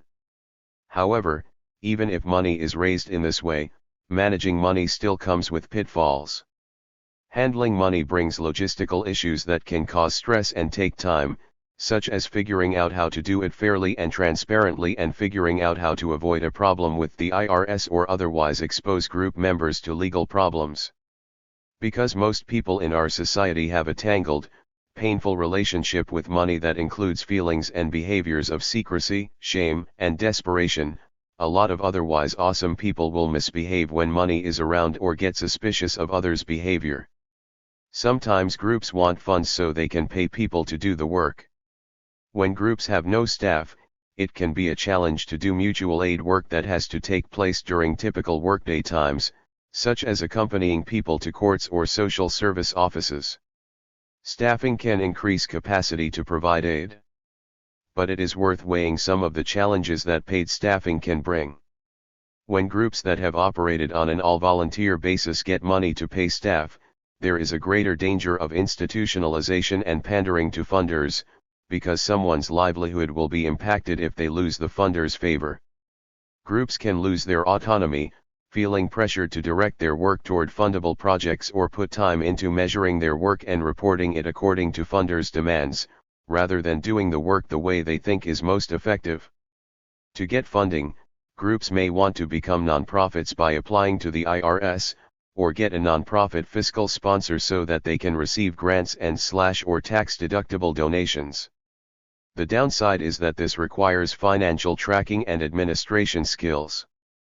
Becoming a nonprofit sometimes concentrates power in the hands of people who have had more access to these skills and systems, such as white people, people with more formal education, and people with professional experience, especially when having those skills becomes a prerequisite for getting hired as staff.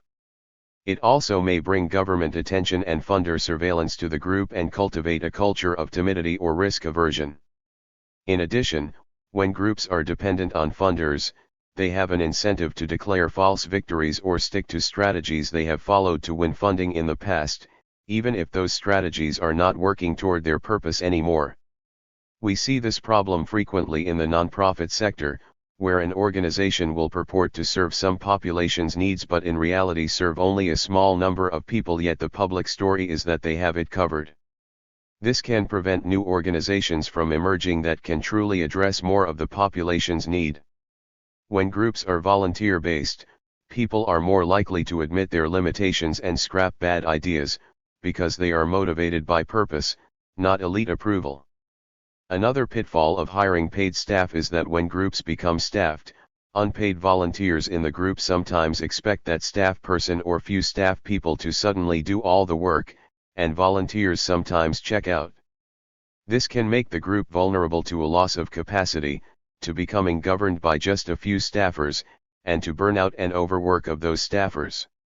It can also be a setup for new staffers to be heavily criticized and considered to be failures because they are overloaded with responsibilities. In some groups, where people from the most impacted communities are hired, and they are the same people who have the least formal work experience in professional settings, this can be a particularly cruel setup. There can certainly be good reasons to seek funding and have paid staff roles, but these steps should be taken with caution and with a focus on building transparent and accountable systems regarding money and decision-making. At least two people should always be working together on tracking funds to help prevent theft. How money is earned and spent should be clear to all group participants. The group's values should guide how money is spent. For example, the group should ensure that staff are paid fairly and equally rather than on the basis of the privileged status that comes with a professional degree, and should ensure that people are not pressured to overwork. Having clear and transparent budgeting and planning processes that can be understood by all participants, including people with no prior experience with such processes, so everyone can weigh in and make decisions together, will help prevent the group from shrinking to become staff-centered, small, and likely less mobilizing and relevant.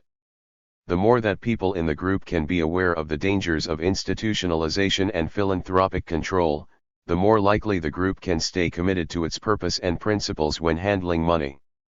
Burnout. Burnout is a reason people often give for why they leave mutual aid groups. Burnout is more than just exhaustion that comes from working too hard.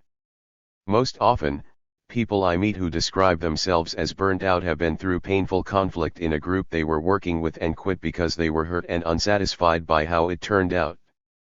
Burnout is the combination of resentment, exhaustion, shame, and frustration that make us lose connection to pleasure and passion in the work and instead encounter difficult feelings like avoidance, compulsion, control, and anxiety. If it were just exhaustion, we could take a break and rest and go back, but people who feel burnt out often feel they cannot return to the work, or that the group or work they were part of is toxic. These feelings and behaviors are reasonable results of the conditions under which we do our work. We are steeped in a capitalist, patriarchal, white supremacist culture that encourages us to compete, distrust, hoard, hide, disconnect, and confine our value to how others see us and what we produce. Our work is under-resourced in important ways. Many of us come to the work because of our own experiences of poverty or violence, and doing this work can activate old wounds and survival responses. We come to the work to heal ourselves and the world, but we often do the work in ways that further harm ourselves and impede our contribution to the resistance. When our groups are focused on getting important things done out there, there is rarely room to process our strong feelings or admit that we do not know how to navigate our roles in here. Burnout is created or worsened when we feel disconnected from others, mistreated, misunderstood, ashamed, overburdened, obsessed with outcomes, perfectionist, or controlling. Burnout is prevented or lessened when we feel connected to others, when there is transparency in how we work together, when we can rest as needed, when we feel appreciated by the group, and when we have skills for giving and receiving feedback. There are several things that groups can do to cultivate conditions that prevent, reduce, or respond to burnout, and there are things that individuals experiencing burnout can do. Before people who are burnt out leave groups, they often cause a lot of disruption and damage, so this section is also aimed at reducing the harm that burnt out or overworked people can cause. Figuring out how to have a more balanced relationship to work and overwork is a matter of both individual healing and collective stewardship of the group. Signs of overwork and burnout. High stress when thinking about tasks being performed by someone else who might do it differently, or the group coming to a different decision than we would make. Feelings of resentment, I've done the most for this group or I work harder than anyone else. This can include creating a damaging group culture of competition about who works the hardest. Not respecting group agreements or group process because we feel above the process as the founder or the hardest worker. Feelings of competition with other groups that are politically aligned or with other issues or activists that we perceive as receiving more support. Feelings of martyrdom. Desire to endlessly be given credit for our work. A desire to take on tasks and responsibilities in order to be important to the group or control outcomes. Feeling overwhelmed or experiencing depression and/or anxiety. Feeling like we have to do all these things, cannot see any way to do less work or have less responsibility. Inability to let others take on leadership roles. Hoarding information or important contacts so that others cannot rise to the same level of leadership. A life and death feeling that it must be done the way I do it. An extreme version of this can result in leaders sabotaging the group or project rather than recognizing that it may be time to step back and take a break from leadership. Paranoia and distrust about others in the group or other people working in this kind of work. Feelings of being alone. Feelings of me against. Overpromising and underdelivering, which can lead to feeling fraudulent and afraid of being caught so far behind. Having feelings of scarcity drive decision-making, there's not enough money/time/attention. Having no boundaries with work, working all the time, during meals, first thing upon waking and last before sleeping, during time that was supposed to be for connecting with loved ones. Not knowing how to do anything besides work. Not having fun or feeling relaxed on vacation or days off. Dismissal of the significance of group process and overvaluation of how the group is perceived by outsiders such as funders, elites, and others. Being flaky or unreliable. Being defensive about all of the above and unwilling to hear critique. I'm doing so much, I'm killing myself with work. How can you critique me? I can't possibly do any better/more. Shame about experiencing all of the above. We also carry around fallback attitudes and behaviors that can undermine our principles, especially when we are stressed out and over capacity. These can be behaviors we learned from dominant culture and also roles we learned in our families. When we are stressed and overworked, these things can come out in damaging ways. It can mean we misuse or obstruct group processes, disappear from the work, or act from a place of superiority or dominance on the basis of gender, race, ability, class, or educational attainment. How mutual aid groups can prevent and address overwork and burnout. Overwork is pervasive in mutual aid groups, and if we can move away from shaming and blaming ourselves and others and toward acknowledging it, we can support change. It is hard to confront another person about behavior that is harmful, and it is hard to be confronted about harmful behavior and listen to what is being said. The ideas below do not change that, but they may help individuals or groups create concrete steps to address the problems. 1. Make internal problems a top priority. The group cannot do its important work if it is falling apart inside, and it cannot do its work well if it is promising to do work it does not have the capacity to do. The internal concerns cannot wait until later, because the giant need the group exists to fill is probably not going to be reduced in the immediate future. This does not mean the group's work needs to stop, but it may mean calling a moratorium on new projects and commitments so that the situation does not worsen, and so that people can carve out time for working on internal problems. Groups working on internal problems might seek any of the following resources: training in meeting facilitation, decision-making, consensus process, active listening, giving and receiving direct feedback. Facilitated discussions and training about how racism, ableism, sexism, homophobia, transphobia, classism, and other systems of meaning and control affect group development and culture, and how to change that. Collective planning of the group's work so that participants build shared clarity on what the priorities are and what they have agreed to do and not to do together. Creating work plans for teams and/or individuals to figure out how to assign work fairly, assess workload, and plan out a reasonable pace of work. Conflict mediation between particular people or groups, working with a facilitator who understands the group's values and whom the people in conflict trust and/or see as relatively neutral. Work on building transparency in the group so that people know what each other are doing, and allied groups doing similar or related work know what the group is doing. Regularly scheduled conversations where people can hear from each other about what is going well and what needs work in the group's dynamics, or can discuss issues or concerns about their own role and ask for the group's assistance. To make sure that new people are welcomed and trained to co-lead. This means new people are given a full background on the group's work, understand that they are being asked to fully participate in all decisions, and have space to ask any questions they need to in order to participate.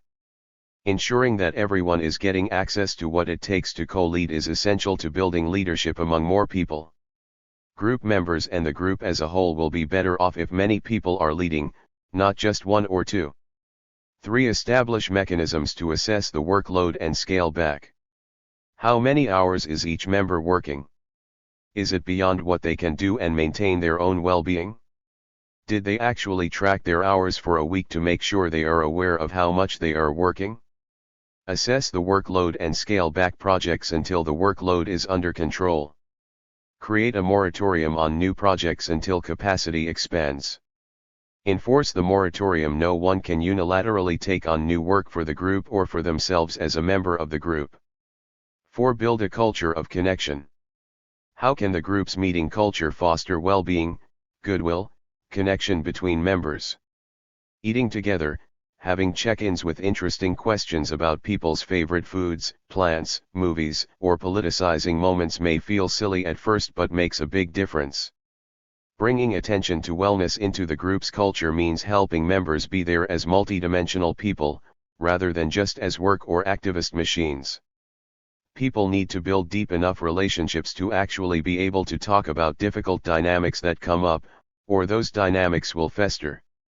5. Make sure that the facilitation of meetings rotates, including agenda making and other key leadership tasks. Rotating tasks can help us address unfair workloads and transparency concerns. Making sure everyone is trained on how to facilitate meetings in ways that maximize the participation of all members of the group can help. Whenever there is a danger that just a few people will dominate an important conversation, use a go-around rather than having people volunteer to speak. Quieter members speaking up can really change the dynamic. 6. As a group, recognize the conditions creating a culture of overwork. It is not one person's fault, and everyone may be feeling the different forms of pressure. Have one or many facilitated discussions about the pressures and dynamics that lead to overwork or to an individual's dominating or disappearing behavior. Create a shared language for the pressures the members may be under so they are easier to identify and address moving forward. What individuals experiencing overwork and burnout need. In addition to creating group approaches to burnout, we can take action in our own lives when we recognize our own symptoms of overwork and burnout. This requires us to work on changing our own behavior and that we be willing to examine the root causes of our impulses to overcommit, to control, to overwork, or to disconnect. This is healing work aimed at helping us be well enough to enjoy our work, make sustained lifelong contributions to the movements we care about, and receive the love and transformation that is possible in communities of resistance. Above all, we must take a gentle approach to ourselves, avoid judgment, recognize the role of social conditioning in producing these responses in us, and patiently and humbly experiment with new ways of being. The compulsive worker, overworker, or control freak might come to understand their needs in the following ways. I need trusted friends who I can talk to about what is going on, who I can ask for honest feedback about my behavior, and who can help support me and soothe me when I feel afraid of doing something in a new way. For example, these people might remind me that even though someone else in the project will do this task differently, it is better to let them do it so they can build their own skills and I can use the time for something healing that has been missing from my life. These people might help remind me that it will be okay if I say no to a task or project. These friends can help me give love to the wounds underneath my compulsive, competitive, or controlling behavior, reminding me that I am worthwhile and my value does not hang on what the group does, how much work I do, or what other people think of me. I need supportive people who can also point out compulsive, competitive, or controlling behavior or ideas when they hear them from me or see me engaging in them. It can be difficult to receive such feedback, but it is truly a gift. When I get feedback from friends or collaborators about concerns they have, I need to resist the impulse to defend myself or critique the way they delivered their message. This feedback, including any anger they express while sharing it, is likely a sign that others think I am a leader and that what I do matters. They are doing the hard and uncomfortable task of raising a concern because they see me as a person with influence. I can remember that, no matter how it is delivered, this feedback is an investment in me and in our work, and an act of love. I can seek out a friend separately to process the difficult feelings that receiving this feedback brings up. The need to avoid acting out my defensiveness, or taking on a victim narrative, is especially important when I am in a position of privilege of any kind or have more developed leadership in the group or project. If I hate everyone I'm working with or feel like I am going to die or like I have to stay up all night working, this is probably about something older or deeper in my life, not about the current work/workplace/group/co-worker. If my heart is racing, if I feel threatened, if I feel like I can't get out of bed, if I feel like I can't speak to my coworker or I'll explode, I am probably experiencing pain deeply rooted in my life history. To get out of this reactive space, I need to devote resources to uncovering the roots of my painful reactions and building ways of being in those feelings that don't involve acting out harm to myself or others. The first step is recognizing that my strongest reactions may not be entirely or primarily about the work-related situation directly in front of me, and being willing to slow down to explore what is underneath. I need a healing path for myself if I want to be part of healing the world. What that looks like is different for everyone, and could include individual or group therapy, 12-step programs, exercise, bodywork, spiritual exploration, art practice, gardening, and building meaningful relationships with family or friends. Whatever it is, I have to engage in a gentle way and be careful that it does not become another thing to perfect or to try to be the leader of. Pursuing a healing path can be a way to practice doing things because they feel good rather than because they accomplish something. I need to stick around. It may be tempting to disappear altogether from a group if relationships have gotten difficult and I am experiencing negative feelings about myself and others. If I want to move toward a more balanced role in the group, or even transition out altogether, I need to do so gradually and intentionally. I need to transfer relationships and knowledge and skills that I hold and make sure that my transition is done in a way that ensures support for the people continuing the work. Conflict. Working and living inside hierarchies does not teach us how to deal with conflict. Most of us avoid conflict either by submitting to others' wills and trying to numb out the impact on us, or by trying to dominate others to get our way and being numb to the impact on others. Our culture teaches us that giving direct feedback is risky and that we should either suppress our concerns or find ways to manipulate situations and get what we want. We are trained to seek external validation, especially from people in authority, and often have few skills for hearing critical feedback, considering it, and acting on what is useful. To survive our various social positions, we internalize specific instructions about when and how to numb our feelings and perceptions, avoid giving feedback, disappear, act defensively or offensively, demand appeasement, or offer appeasement. As a result, we are mostly unprepared to engage with conflict in generative ways and instead tend to avoid it until it explodes or relationships disappear. Conflict is a normal part of all groups and relationships. But many of us still seem to think that if conflict happens, it means there is something wrong and then we seek out someone to blame. If we do work we care deeply about with other people, we will experience conflict because the stakes of the work feel very high to us, and that conflict is likely to bring up wounds and reactions from earlier in our lives. This may mean we revert to oppressive scripts and power dynamics from the dominant culture. The emergence of conflict does not have to mean that someone is bad or to blame, and the more we can normalize conflict, the more likely we can address it and come through it stronger, rather than burning out and leaving the group or the movement, or causing damage to others. Some of the reasons that conflict can be so pitched in social movement groups include: we have the strongest feelings about people who are closest to us. We are more likely to be up at night stressing about a conflict with a friend or collaborator than thinking about the mayor or some other person whom we have a more distant relationship with. When we come into movement spaces with high expectations and desires for belonging and connection, disappointment is likely. Sometimes we are so used to feeling excluded that we tune into that familiar feeling quickly and easily, unconsciously looking for evidence that we are different or are being slighted or left out. Even good experiences, like finding a space that breaks our isolation by joining a group with others who share our values or identities, can bring up our conditioned thinking and feeling. We might feel like we don't deserve it or like we are fraudulent. We might even unconsciously make up stories about what other people are thinking about us. Mutual aid work, by definition, responds to intense unmet needs and brings stress and pressures that can heighten feelings and provoke reactive behavior. Given that conflict and strong feelings are inevitable if we are working on something we love with people we care about, what can we do to cause less harm to each other and our groups? How do we hold the strong feelings that come up, and how do we survive the conflict without being our worst selves to one another? Here are 3 ways to check in with ourselves, get perspective, and act based on our principles when conflict is coming up. 1. Get away for a quiet moment to feel what is going on inside. This inquiry could also include talking to a friend or writing things down. A lot of times when we perceive some kind of threat, we go on autopilot.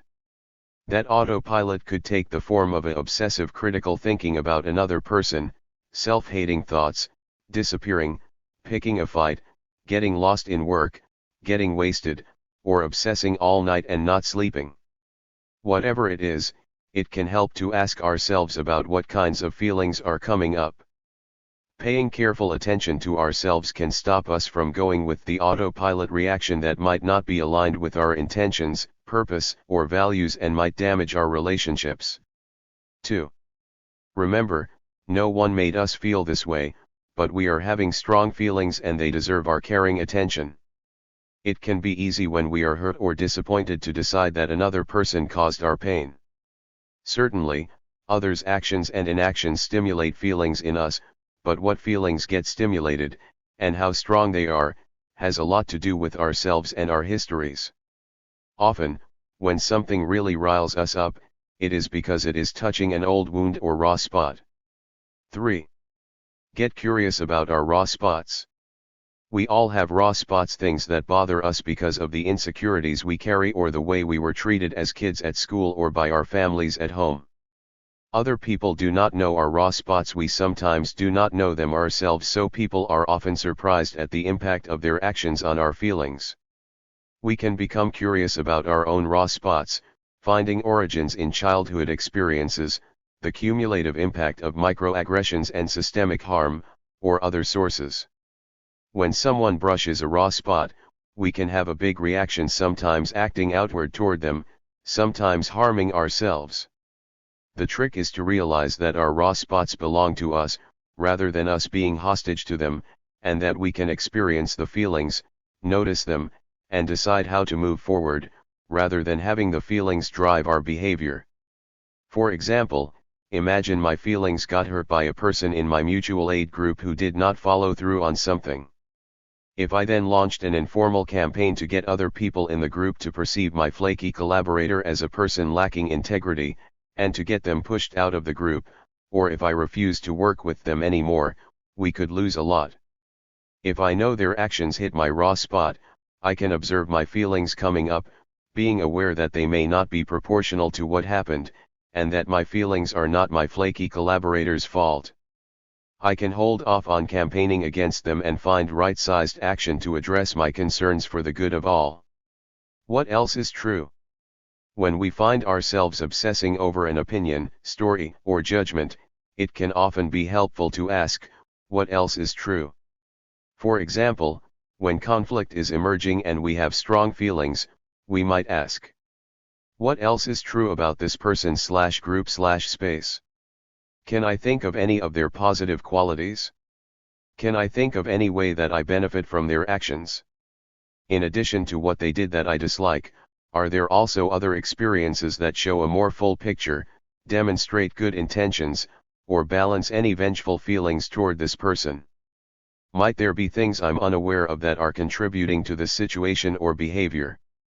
What else is true about my life that counterbalances this situation? What else is in my life? What percentage of my time is spent in this space or with this person? What else do I do and have? Does this situation feel like it occupies 80% of my mind space, while this group actually only takes up 5% of my week? If I am afraid of what this person thinks of me, can I think of other people who I know that admire, care about, and respect me? Is this situation or person my responsibility? Is this something I can control? If not, can I imagine letting go, even just 5% or 10%, to gain some peace of mind? Are there ways that I am particularly activated by this that might have to do with my own history and experiences? Are there ways to give myself attention or care around these wounds? Are there any ways that I am stepping into a familiar role with my strong feelings about this person? In my inner reality, did I cast us into roles that relate to my family of origin or other formative groups? Use direct communication before using gossip and social media. Sometimes the first impulse we have when we are hurt is to make our hurt known through negative gossip or on social media platforms. Negative gossip and accusatory posts can hurt the person doing the gossiping, the target, the group, and the movement. It usually magnifies conflict. This doesn't mean that we should not share difficult experiences we are having so we can access support. We often need to speak with a friend to help clarify what we are feeling, get affirmation of our experience, talk through possible responses, and get sympathy. So, how can we tell if we are engaging in negative gossip that might harm someone? Here are several questions we can ask ourselves. Who am I telling? If you are having strong feelings about someone in your mutual aid group, talking about them negatively behind their back with other people in the group is likely to harm group dynamics and create a culture that will drive some people away. Talking to a therapist or a friend who is not part of the group is less likely to be harmful. Telling the stories on social media is likely to have many harmful and possibly unintended impacts on everyone involved. Am I campaigning? What are my motivations in telling this? Am I trying to get support and process my experience, or am I trying to get other people to think badly about this person? Am I mocking them, laughing at them, or otherwise being cruel? If the content of what you are sharing is something you would not consider compassionate or constructive feedback, something you would never say to their face, it may be malicious gossip. Anytime we are feeling justified dehumanizing people in our movements and social circles, it is good to pause and ask, what else is true? We might be reacting to a deep wound that needs our attention, and causing damage along the way. Am I building my obsession with someone's faults? Is the choice to talk about this person's behavior or qualities right now going to help me be clear about my choices and feelings, or is it building a habit of thinking too much about this person and cultivating hypercriticism of them? Giving direct feedback is hard. Rather than saying, "It was difficult for me when you did not follow through with the tasks you took on at the meeting," or "I wonder why you didn't ask me to join that team," it is easier to project negative feelings and malicious behaviors onto the other person and gossip about it. This is likely to feel bad and damage relationships. When a lot of people in groups or scenes are doing this, it can make for broad conditions of distrust, anxiety, and betrayal, and can augment hierarchies of valuation and evaluation, making groups unstable and more vulnerable to disruption by law enforcement. We live in a society based on disposability. When we feel bad, we often automatically decide that either we are bad or another person is bad. Both of these moves cause damage and distort the truth, which is that we are all navigating difficult conditions the best we can, and we all have a lot to learn and unlearn. If we want to build a different way of being together in groups, we have to look closely at the feelings and behaviors that generate the desire to throw people away. Humility, compassion for ourselves, and compassion for others are antidotes to disposability culture. Examining where we project on others and where we react strongly to others can give us more options when we are in conflict. Every one of us is more complex and beautiful than our worst actions and harshest judgments. Building compassion and accountability requires us to take stock of our own actions and reactions in conflict, and seek ways to treat each other with care even in the midst of strong feelings. Working with joy. It is not surprising that most of us have distorted relationships to work, including work in mutual aid groups. The conditions and systems we live under make work coercive, create severe imbalances in who does which kind of work and for what kind of compensation and recognition, and make it hard to feel like we have choices when it comes to work. Working to change the world is extremely hard because the conditions we are up against are severe. We cannot blame ourselves for having a difficult relationship to our work, even though we understand that learning to work differently is vital for our movements and for our own well-being and survival. We must be compassionate to ourselves and each other as we practice transforming our ways of working together. We need each other badly to share what is hard about the overwhelming suffering in the world and the challenge of doing work for change in dangerous conditions. Even in the face of the pain that being awakened to contemporary conditions causes, all of our work for change can be rooted in the comfort and joy of being connected to one another, accompanying one another, and sometimes being inspired by each other. Reflecting deeply about our own orientations toward work, what it feels like to participate in groups, what ideas we are carrying around about leadership and productivity is crucial to building a practice of working from a place of connection, inspiration, and joy. This means intentionally creating ways to practice a new relationship to work, and diving into the psychic structures underlying our wounds from living and working in brutal, coercive hierarchies. The following chart may be a useful reflection tool for individuals and groups trying to change harmful cultures and practices of work. Chart 9. Workaholics Anonymous. Working joyfully. Working compulsively. Working joyfully. Very long hours. Setting boundaries. Impossible standards. Reasonable goals. Insatiable, never done. Content with a day's work. Tightly scheduled. Room for the unexpected. Adding more work. No adding without subtracting. Unable to estimate time. Realistic time allotment. Non-stop. Pausing for change of pace, focus, new ideas. False deadlines. Appropriate timing. Driven, adrenalized. Feeling of being in flow.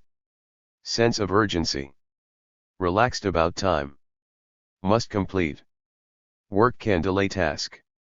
Confusing urgency with importance. Able to prioritize. Reacting to pressure. Following inner guidance. Mentally scattered. Focused. Inefficient. Effective. Mistakes, misplace, drop, spill. Doing it right the first time. Rigid. Flexible. Intolerant of new ideas. Open-minded. Impatient. Calm. Perfectionistic. Learning from mistakes without blaming. Tense. Relaxed. Loss of humor. Keeping a humorous perspective. Loss of creativity. Flow of novel solutions. Overly serious and intense. Able to be playful. Not enjoyable. Finding work pleasurable. Abrupt with colleagues. Responsive to others. Loss of spontaneity. Open to the moment. Out of touch with feelings. Aware of moods. Doing many things at once. Doing one thing at a time. Body/mind out of sync. Unity of thought and action. Rushing. Leisurely paced. Blurred perception. Vivid impressions. Unaware, mechanical. Mindful. Quantity-oriented. Quality-oriented. Little delegation. Trust in colleagues. Racing the clock.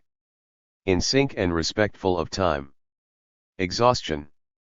Happy tiredness. Struggle. Feeling of ease. Feeling of being a victim. Feeling completed. Neglecting health. Nurturing self. Can't hear body signals. Knows when to rest. Neglecting rest of life. Balanced life. Worry, over-planning. Staying in the now. Perfectionism. Perfectionism is an insidious and harmful force in our mutual aid groups and in our own psyches. I'm not a perfectionist, everything I do is so imperfect, we say to ourselves. Exactly. Nothing is good enough. We live in a very materialist culture that tells us we need to have the perfect body, sexuality, family, consumer goods, home, and job. Even those of us who know those norms are bullshit still struggle with the patterns of perfectionist thinking and behavior they can create.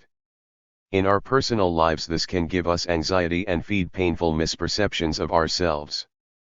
Perfectionism can shrink our mutual aid groups, causing them to be exclusive, producing conflict, and feeding dynamics of overwork and burnout. Perfectionism sometimes appears as a fear of saying anything that is politically off base and being judged, so that people don't share their opinions, or are wildly defensive if someone questions something they said, or quickly attack or exclude anyone who doesn't use the same jargon as them or is still learning something they already know about. These tendencies can create cliquishness and make it hard to grow our groups and movements.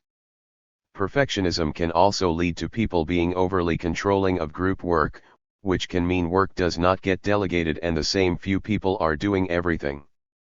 It can mean that people who started the group are patronizing to people who come in later and do things differently. Whenever we see inflexibility in ourselves or in a group culture, there are opportunities for healing from social conditioning and cultivating new ways of being. The chart and reflection questions below are tools to use by yourself or in a group to begin to unlearn perfectionism. Check anything that feels familiar. Chart 10.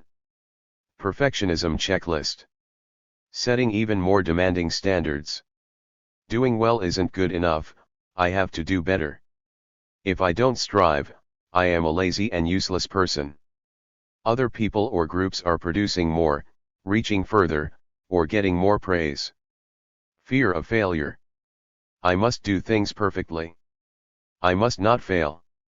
I can't have others think poorly of me. If I try, then I will only fail. If I put myself out there, then others will think badly of me, I should keep quiet. All or nothing thinking. If I have conflict in this group, everything is ruined and I have to quit. My work is never good enough. There is a right way and a wrong way to do things. If some people are critiquing me, I should just leave this group. Shoulds, musts. I can't make any mistakes or others will realize what I am really like. I should already know everything about this topic. I should already be able to do this the same or better than others. Any mistake will expose me as a fraud. Constant checking. I have to go over any work I do, several times, before I can show it to anyone else. I have to keep checking in with others to make sure I am liked, look okay, didn't say anything wrong, etc. I check my social media likes, my appearance, my bank account, my email constantly. Self-control. I must work all the time or I will become a lazy slob. I have to work extremely hard in order to deserve a treat or a rest. Structure, control. I must know what is going to happen. I must be prepared for possible outcomes. I can't let anyone else do a task in case it goes wrong. Procrastination. I can't start because I'm afraid I will do it wrong. I feel dread and a sense of avoidance about my task because of my fear of failure, exposure, humiliation. I feel deadened by overwhelming shame or grief that I am suppressing. Reflection questions. 1. Where does perfectionism show up in my life? School work, job, family interactions, how I regard my body, activism, social media interactions, housework. What is the cost? 2. How might I be applying perfectionist standards to others? When am I intolerant of others' learning processes or differences? Where did I learn that? What emotions motivate that?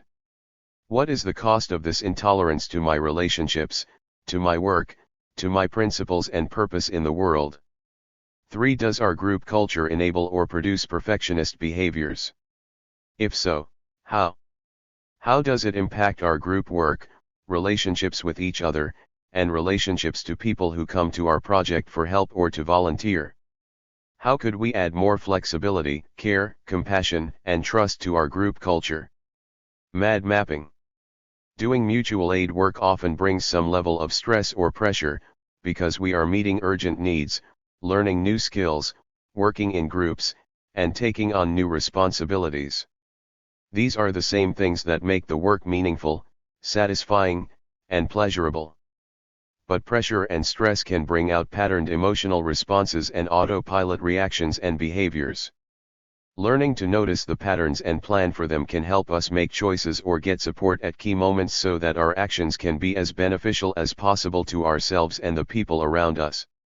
One technique to learn these patterns in ourselves is to use a MAD map, a guide we can make for ourselves that we can turn to when things go sideways or we feel ourselves slipping into more difficult states. A MAD map can be like a gift to your future self, to help navigate the potentially dangerous waters of stress or conflict. It can guide you through the wild thinking, feeling, and behaviors that emerge when things are really rough, reminding you what helps and what harms during such times. Your MAD map can have any content you want. It can be illustrated, or include songs, physical movements, or images, whatever feels best. Below are just some starter ideas and examples of potential content. Some people share their MAD maps with friends and loved ones. You can include sections on how other people can support you when you are in difficulty or crisis, and what you do or do not want them to say or do if you are struggling. Signs of difficulty under pressure. Some areas to think about when making this section might include overly self-critical thoughts. Overly critical thoughts about other people. Feeling insecure in the group or like people are out to get you, don't like you, or talking about you, excluding you. Obsessing over details. Taking on too many tasks even though you know you're already overloaded. Feeling controlling about how things get done in the group, not wanting to let other people do it differently. Avoiding tasks, flaking, becoming vague. Obsessively checking anything. Overworking on anything. Letting the physical space around you get chaotic. Not eating or eating in ways that make you feel bad. Not taking regular meds or supplements that are helpful to you. Misusing alcohol, drugs, shopping, video games, TV, social media. Avoiding people you love. Avoiding work that is meaningful to you. Avoiding work you need to do to survive. Not taking care of bills, paperwork, other logistical necessities. Escaping through sex or romantic highs. Lack of sleep or oversleeping. Overexercising or not moving enough for what your body/mind needs right now. Any other compulsive behavior that, in your experience, suggests imbalance. Guidelines for greater wellness. In this section, try to set realistic expectations, not pie-in-the-sky guidelines that will cause shame or feelings of inadequacy if they are not met. You can always increase and adjust later. Be aware of harsh should messages that may show up here, which many of us have in areas of eating, work, exercise, money, sex, and so on. Being mindful to avoid perfectionism, focus on gentle realistic steps toward greater balance. This section might include things like a limit on the number of times per day you check email, social media, news, etc. Limits on amount of or number of times of day you engage in particular escapist or toxifying behaviors. Goals for how often and in what ways you want to move your body. Goals for making sure you feed yourself in nourishing ways. Goals for meditation, spiritual practices, or anything else that would help but might be falling away right now. Types of media or apps you want to avoid or delete. Limits on amount of or number of times you use social media. Goals for getting outdoors or interacting with the natural world. People you want to be connected to, how often and in what ways. People you need to limit your exposure to and what those limits are. Sleep schedules or other rest plans. Limits on working hours, creating days off or other limits on work, including unpaid activist or artistic work if you are overworking in those areas. Timelines for taking care of essential paperwork or logistics. Baseline activities to maintain physical space and hygiene. Bonus activities that help. The previous section is a baseline set of goals you are committing to. This section can include things you may aspire to do, things you know would feel good, things that are lovely extras to improve your state of being. Kinds of movement or exercise that are fun and feel good. Cooking adventures. Gardening. Literature, music, art you want to make or read, listen to, look at. Spiritual practices you want to try or return to. Additional ways you want to connect with loved ones. Additional activities that may boost your mood or sense of purpose, connection, or self-worth. Ways to beautify your space. Ways you want to be generous to others. Things you want to try to improve your sleep, reduce your pain, break your isolation, generate a more structured routine, break up a monotonous routine. Unhelpful/untrue thoughts. Painful or difficult thinking increases when we are under pressure. Often it will be familiar thinking that has appeared in other difficult times, feeding harmful behaviors that disconnect us from ourselves and others. Noticing these thoughts and behaviors can give us a chance to interrupt them and see if they can be reduced. Scarcity thoughts. I'm not doing enough. I'm doing everything and no one is helping. I'm not going to have what I need. I better get mine before everyone else takes it all.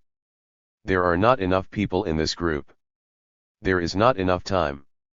Hopeless thoughts like, there is no point in trying. I have lost everything. I ruined everything. Nothing ever works out for me/us. Self-hating thoughts like, I'm a fraud. I am undesirable. I am the worst. I don't deserve help/care/support/love/admiration/survival. I am a bad person. Superiority thoughts like, no one else can do this right. No one else can see the truth like I can. Everyone else is handling this incorrectly. Any criticism or feedback about my behavior is incorrect/inappropriate. Helpful truths to remember.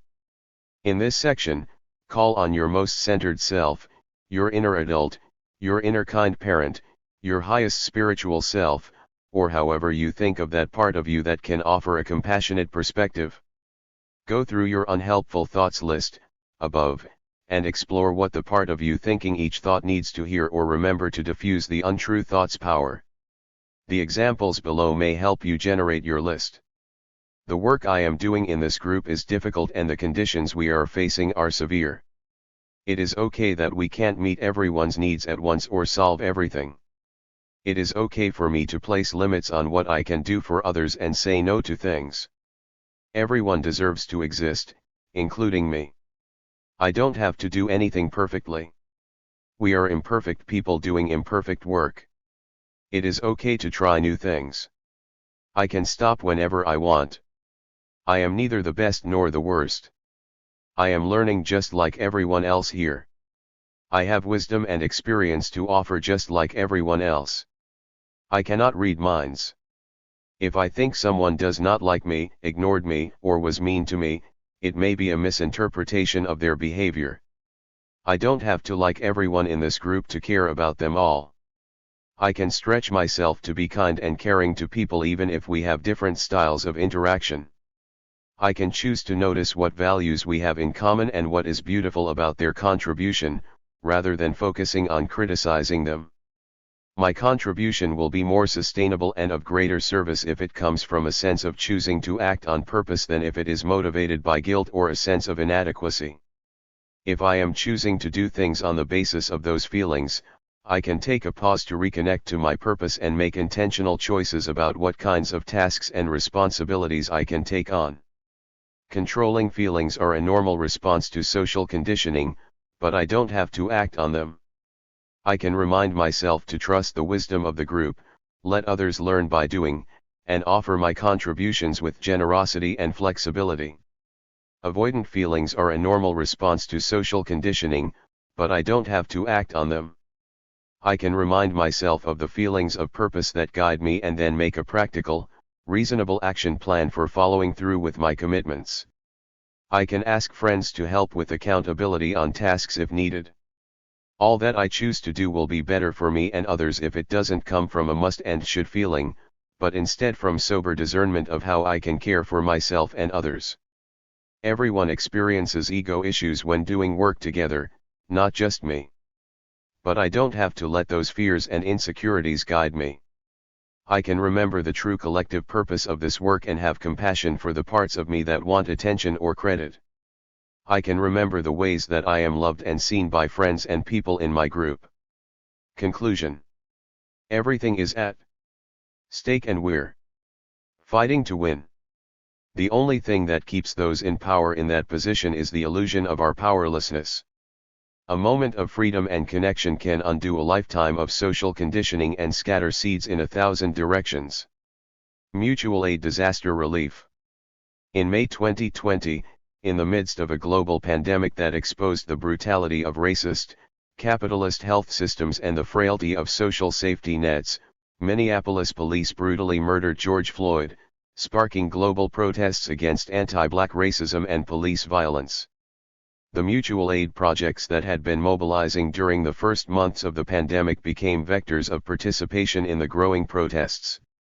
Millions of people participated in new ways in this moment, providing food, masks, hand sanitizer, water, medical support, and protection to each other while fighting cops and white supremacists in the streets, organizing and supporting funds for criminalized people, pressuring schools and other institutions to cancel contracts with the police, and more.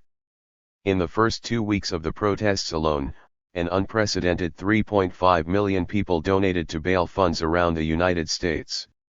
As organizers demanded the defunding and dismantling of police departments, vibrant conversations about transformative justice emerged, with more and more people learning about the possibilities of addressing conflict and violence through mutual aid rather than criminalization.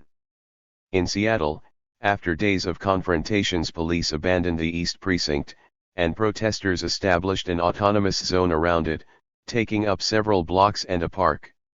With the withdrawal of the police and most businesses closed already because of COVID-19, the zone, like earlier Occupy encampments and other similar spaces where protesters have taken public space, became a site of experimentation where practices of governance, co-stewardship, leadership, decision-making, and collective care were being debated and innovated. Mutual aid projects emerged in this space to provide mental health support, food, water, medical care, masks, spiritual support, haircuts, clothing, conflict mediation, and more. At the same time that the mobilizations against policing and for Black lives were growing, Scientists announced that May 2020 had been the hottest May on record and that 2020, like the 10 preceding years, would likely be another record-breakingly hot year. The Trump administration announced it intended to open the Atlantic Maritime Monument to commercial fishing and waive environmental review for infrastructure projects. The EPA slashed clean water protections. Climate change induced permafrost melt caused the largest oil spill in Russia's history, and scientists announced that carbon dioxide levels were at a record high despite reduced emissions during the pandemic. Everywhere we look, we see signs that the systems we have been living under are collapsing, and something new must emerge if we are to survive. As the world faces the ongoing crises of the COVID-19 pandemic, a worsening economic depression, climate change, and domination by illegitimate and racist policing, criminalization, and border enforcement systems and militaries, it is clear that mutual aid projects are essential to the broader ecosystem of political action. Mutual aid helps people survive disasters of all kinds, mobilizes and politicizes new people, and builds the new systems and ways of being together that we need. The stronger we build our mutual aid projects, the more lasting our mobilizations can be.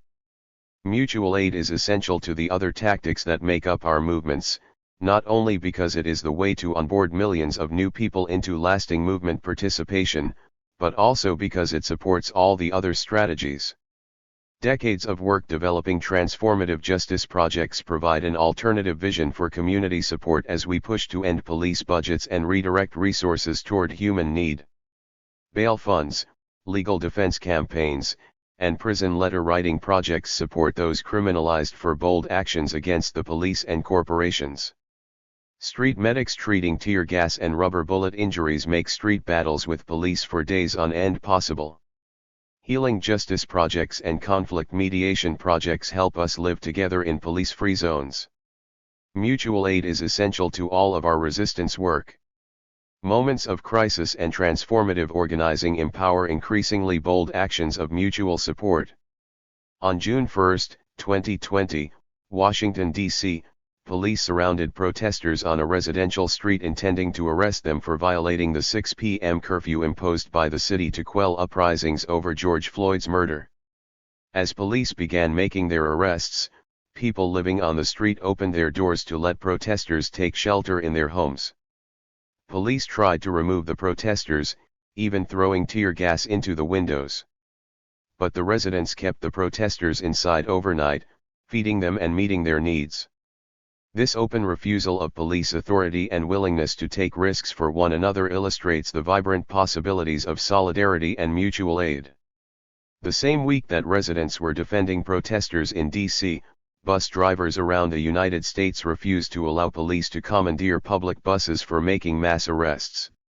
Despite offers of overtime pay to drive buses for this purpose, bus drivers organized a shared resistance to cooperating with police. The bus drivers' union in Minneapolis issued a statement declaring that their drivers have the right to refuse to transport arrested protesters and refuse to transport police to protests. Ideally, our experiments with mutual aid and solidarity become bolder and bolder as experiences with our shared authority emancipate us from the illegitimate authority of dominant systems. This has been visible in increasing actions to protect immigrants from ICE arrests. In July of 2019, community members in Nashville, Tennessee, surrounded a man in his car to protect him from ICE agents who had come for him. At the same time, mutual aid groups all over the country were organizing to hide immigrants, to warn immigrants of coming ICE raids, to care for the families of detainees and deportees, and to block buses leaving immigration prisons to bring people to airports for deportation. These same groups were also often tied in with campaigns to shut down the immigration prison in their region or stop the building or expansion of an immigration prison, to get local ordinances to ban ICE from using local airports for deportation, to block collaboration between ICE and local law enforcement in various ways, or to withdraw the business license of a private prison used to cage immigrants. These anti-ICE efforts provide a picture of how mutual aid ties in with strategies aimed at beating back the explosive growth of racist state violence, and building courage among participants to take more and more direct action to protect each other. As crises mount, our organizing could inspire people to greater daring, using our people power to block ICE and the police from arresting people, block marshals attempting to evict tenants, and even to prevent military forces from occupying territory. We might reach a level of mobilization where we free our own people from prison, rather than asking that their captors free them, and where we redistribute stolen wealth rather than asking that it be taxed and spent differently. Our movements must contend with the structures in place in order to dismantle the weapons they use against our communities, and simultaneously build new ways of surviving that are based in our principles of liberation and collective self-determination. We must imagine and build ways of eating, communicating, sheltering, moving, healing, and caring for each other that are not profit-centered, hierarchical, and destructive to our planet. We must practice co-governing, creating participatory, consent-based ways of cooperating that are not based in militarism. Mutual aid work plays an immediate role in helping us get through crises, but it also has the potential to build the skills and capacities we need for an entirely new way of living at a moment when we must transform our society or face intensive, uneven suffering followed by species extinction. As we deliver groceries, participate in meetings, sew masks, write letters to prisoners, apply bandages, facilitate relationship skills classes, learn how to protect our work from surveillance, plant gardens, and change diapers, we are strengthening our ability to outnumber the police and military, protect our communities, and build systems that make sure everyone can have food, housing, medicine, dignity, connection, belonging, and creativity in their lives. That is the world we are fighting for. That is the world we can win.